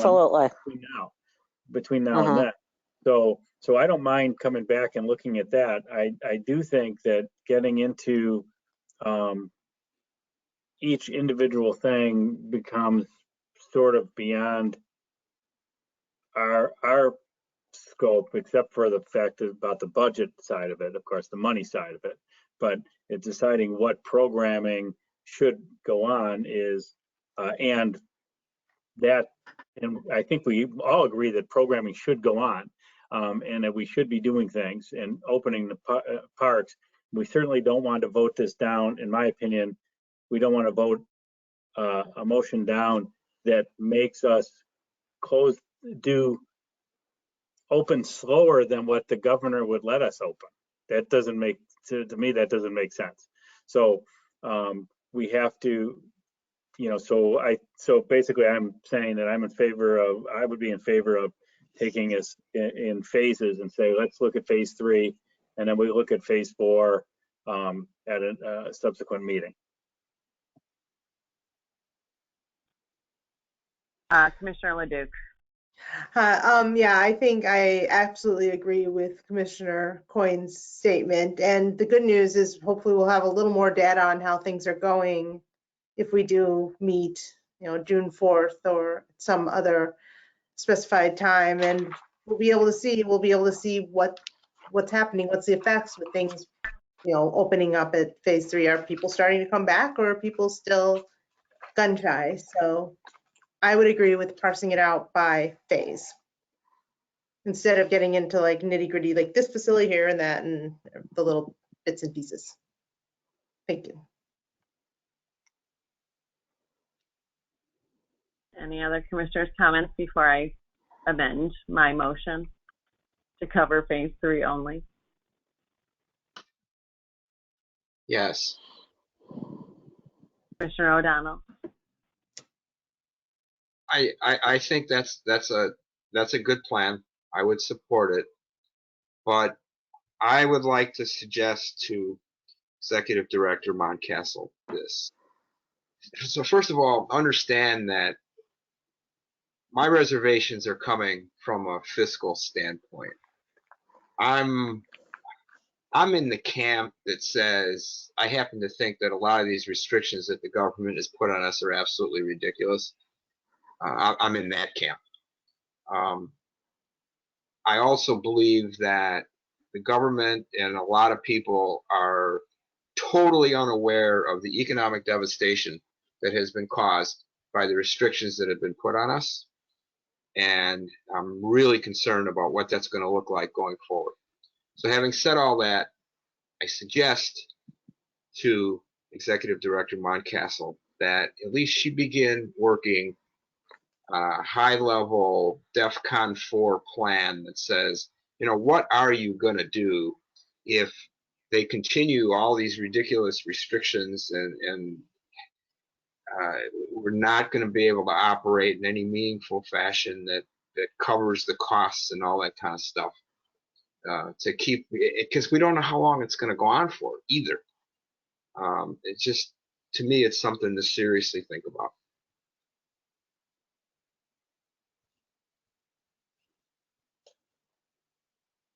Thanks, Commissioner O'Donnell. All right, I'm going to go back and amend my motion. Commissioner Harrington? Yeah. Can we just go ahead and, would it be easier if we just rescind, if both you and Commissioner Grau rescind the motion and start fresh? I rescind. That's what you tell me to do? Yes. Okay. All right. So, and then Commissioner Harrington, if you could rescind your motion? I rescind my motion. Thank you. And Cindy already took care of it. So now you can start fresh. Great. I move to approve the district's COVID-19 program and facility opening plan as presented for phase 3, with the understanding that this plan will change based upon the governor's orders and Centers for Disease Control and Prevention, or the IDPH direction. This action will be formally ratified at an actual board meeting with physical presence at a later date. Second. Second. Thanks, Commissioner Grau. May we have a roll call vote, please?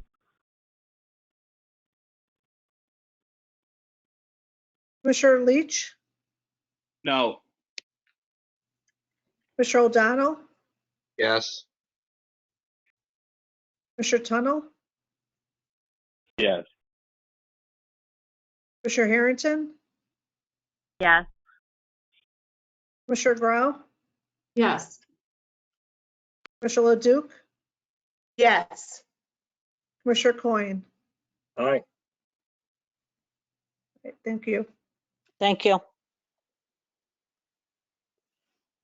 Thank you. Now we move on to the recreation portion of our meeting, and I turn this over to Commissioner Grau. Thank you.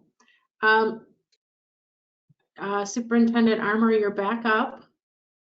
We get to look at bunnies and happy things. Yes, exactly. Much shorter report than usual, but the 2 pages highlight some of the fun things that the team started out with in our virtual programming in the month of April, and also some of the things that they've been working on behind the scenes. We also did have our Beyond the Bell registration in on May 1st, and then for new families began on May 15th. So that's really my brief highlight. I just want to thank you for your team's creativity and sensitivity, especially at the activity center, checking in with some of our, people that really don't have a lot going on and are sitting at home. So thank you for that. They've all been amazing with the communication, and as Commissioner Harrington mentioned, pivoting by the day and by the hour sometimes. We just find out information all the time, and it's been wonderful. Who knew, right? Enjoy. Yeah. Does anybody have any questions on the recreation report? Okay, if not, I'll turn it over to Commissioner O'Donnell for Buildings and Grounds. And I start off by yielding the floor to Superintendent Wolf for his report. Thank you. We have highlighted a number of the initiatives and projects that staff have been busy with over the past several weeks and months. We continue to, maintain various different aspects of our facilities, and have learned that it's a new challenge, and it's a lot of work to maintain buildings that are empty with challenges that we hadn't anticipated or expected, like water stagnant in pipes and the rust colors that occurs. And so we're actually having staff having to go through and flush out and clean lines pretty often. So finding some new challenges, but we're moving along. We do have some projects that are going forward with the Park Ridge Youth Baseball, and staff working on getting fields prepped and ready as of right now for a anticipated diminished season, but some fashion of a season here later this summer. I'd be happy to answer any questions about anything in the report or otherwise. Anybody have any questions or discussion for Superintendent Wolf?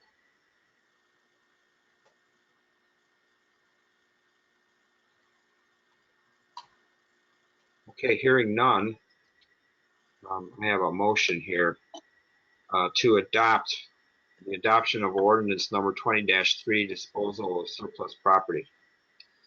And I move to adopt ordinance number 20-3, an ordinance authorizing the sale of used personal property owned by the Park Ridge Park District. This action will be formally ratified at an actual board meeting with physical presence at a later date. I second.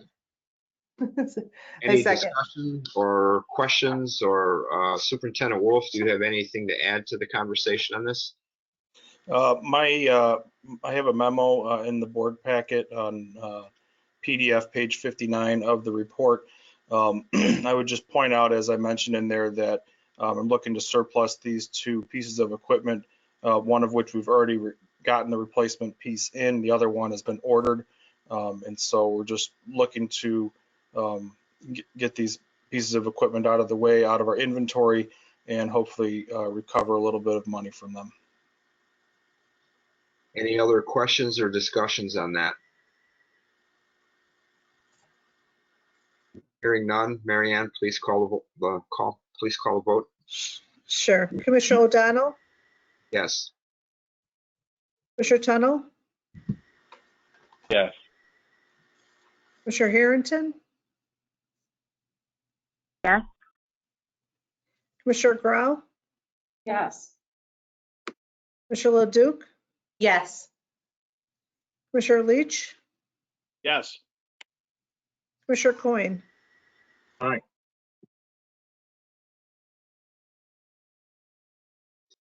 Okay, moving on, I have another motion to approve a change order for the Northeast Playground project. So in relation to the Northeast Playground project, I move in accordance with section 39E9 of the Illinois Public Contracts Act that the president determine in writing the change order number 3 to the contract with Hacienda Landscaping, Inc. in the credit amount of $15,000 to return unused allowances is in the best interest of the Park District and is authorized by law, and that such written determination be provided by the president to the executive director, who shall then execute and deliver the change order. This action will be formally ratified in an actual board meeting with physical presence at a later date. Do I have a second? Second, Cindy Grau. Superintendent Wolf, comments? This one's pretty straightforward. We had an allowance in the project from last year, Northeast Park Playground. We did not need to use the allowance, so as required by law, it's being returned to us in the form of a change order because it's an aggregate of $10,000 change. So this is a credit. Anybody have any objections to us getting our $15,000 back?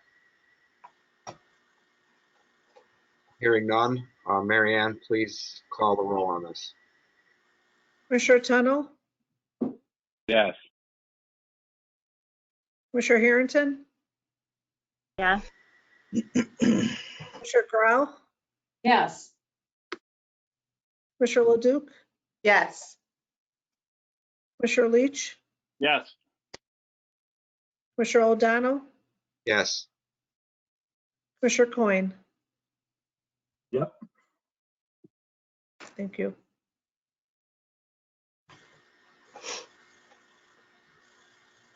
So I'm not sure, this next item, is this something, Superintendent Wolf, that you will speak to, or I'm not sure what this is? Yes, it is an item that I will speak to. Okay. As some of you may be aware, others may not, last week, the Department of Commerce and Economic Opportunity made available what was called a fast track grant. The purpose of this grant was to get people back to work in light of the COVID-19 situation. This grant was announced and made almost immediately available. It was announced, I believe, last Tuesday. Last Friday, there was a webinar hosted by DCEO to talk about the parameters. This fast track grant had $25 million available and allocated. The grant was available to any local government agency in the state of Illinois, so it applied to park districts, municipalities, townships, schools, and the like. Myself and my team did an extensive review of all the packets and information, what's available, and immediately compiled a list of projects that could be eligible. Eligible projects had to be worth a value of $500,000 at the minimum to $5 million at the maximum. It was 100% funding, which meant we would have to put no match to that whatsoever. Obviously very enticing and required a full review.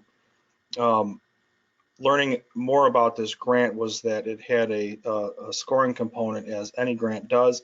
It also had a very, very short time frame in which applications were due no later than June 15th, but realistically, they're due as soon as possible. And you had to have applied for construction permits by May 31st. And the application, by all rights, everyone anticipated should be in before May 31st as well. After reviewing and narrowing it down to a few projects, we identified potentials with the Woodland Park renovation project on some of the aspects related to the pickleball courts and renovations happening there that had to do with fields and drainage and irrigation and pathways, as well as the parking lot. And we looked at that. We looked at the potential for some of the indoor pool renovations and upgrades that we've been contemplating and have since shelved. And we also looked closely at the potential for the Hinckley Park renovation projects that we've also paused at this time. After careful evaluation of all these projects with the various engineers and architects and doing a mock scoring exercise, we determined that we did not feel we could make the minimum scoring requirement, and the risk reward for this wouldn't make sense for the park district, as each and every one of the application packets probably would have cost us in the neighborhood of $20,000 to $25,000 in consultant fees in the process of doing that, let alone would have taken an exorbitant amount of staff time over the next few weeks where we're already very busy with reopening plans. So ultimately, we just didn't feel like it made sense to pursue this. But we thought it was important to share with the board the process and some of the things that we've gone through and how extensively we looked at this over the past week in coming to this decision, and one that we had really, really hoped we could find some funding for some of these projects. So I'd be happy to answer any questions about that in any shape or form. Any questions on this for Superintendent Wolf?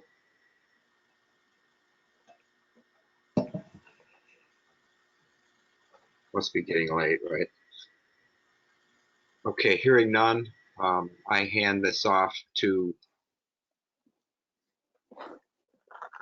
Vice President Tunnel, yes?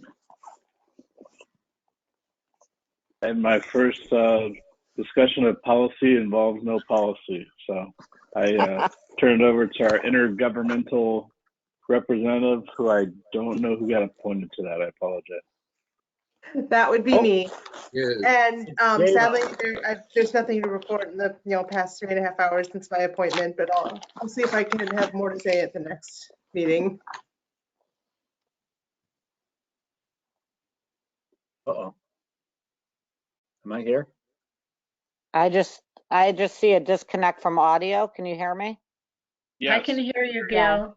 Okay. I can hear you. Yeah, I'm wondering. Nobody's got their camera on. It looks like Mary Ann was done with the meeting, maybe. I'm still here. They've kicked us out of GoToMeeting. Yeah, Locked the cat out so you can't see him. He usually makes we, a yeah, we passed our time limit, maybe, right? We definitely There we passed our go. time limit. I think we're back. It looks All like right. Minnie's trying to talk, but it's not. She's not. I can't hear her.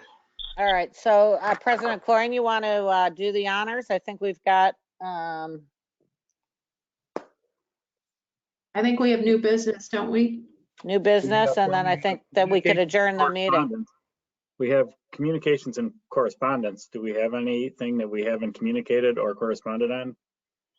Not that is, no, we do not. Do we have any new business? I do not. I would like to bring up that I would rather use Zoom as a platform for these meetings. I know District 64 is using them. This seems very complex. Less of us can be on the screen at a time. I also don't like, I don't know if Zoom would fix this or not, the transparency of who's watching the meeting. I think it's very odd that we don't know who's watching the meeting.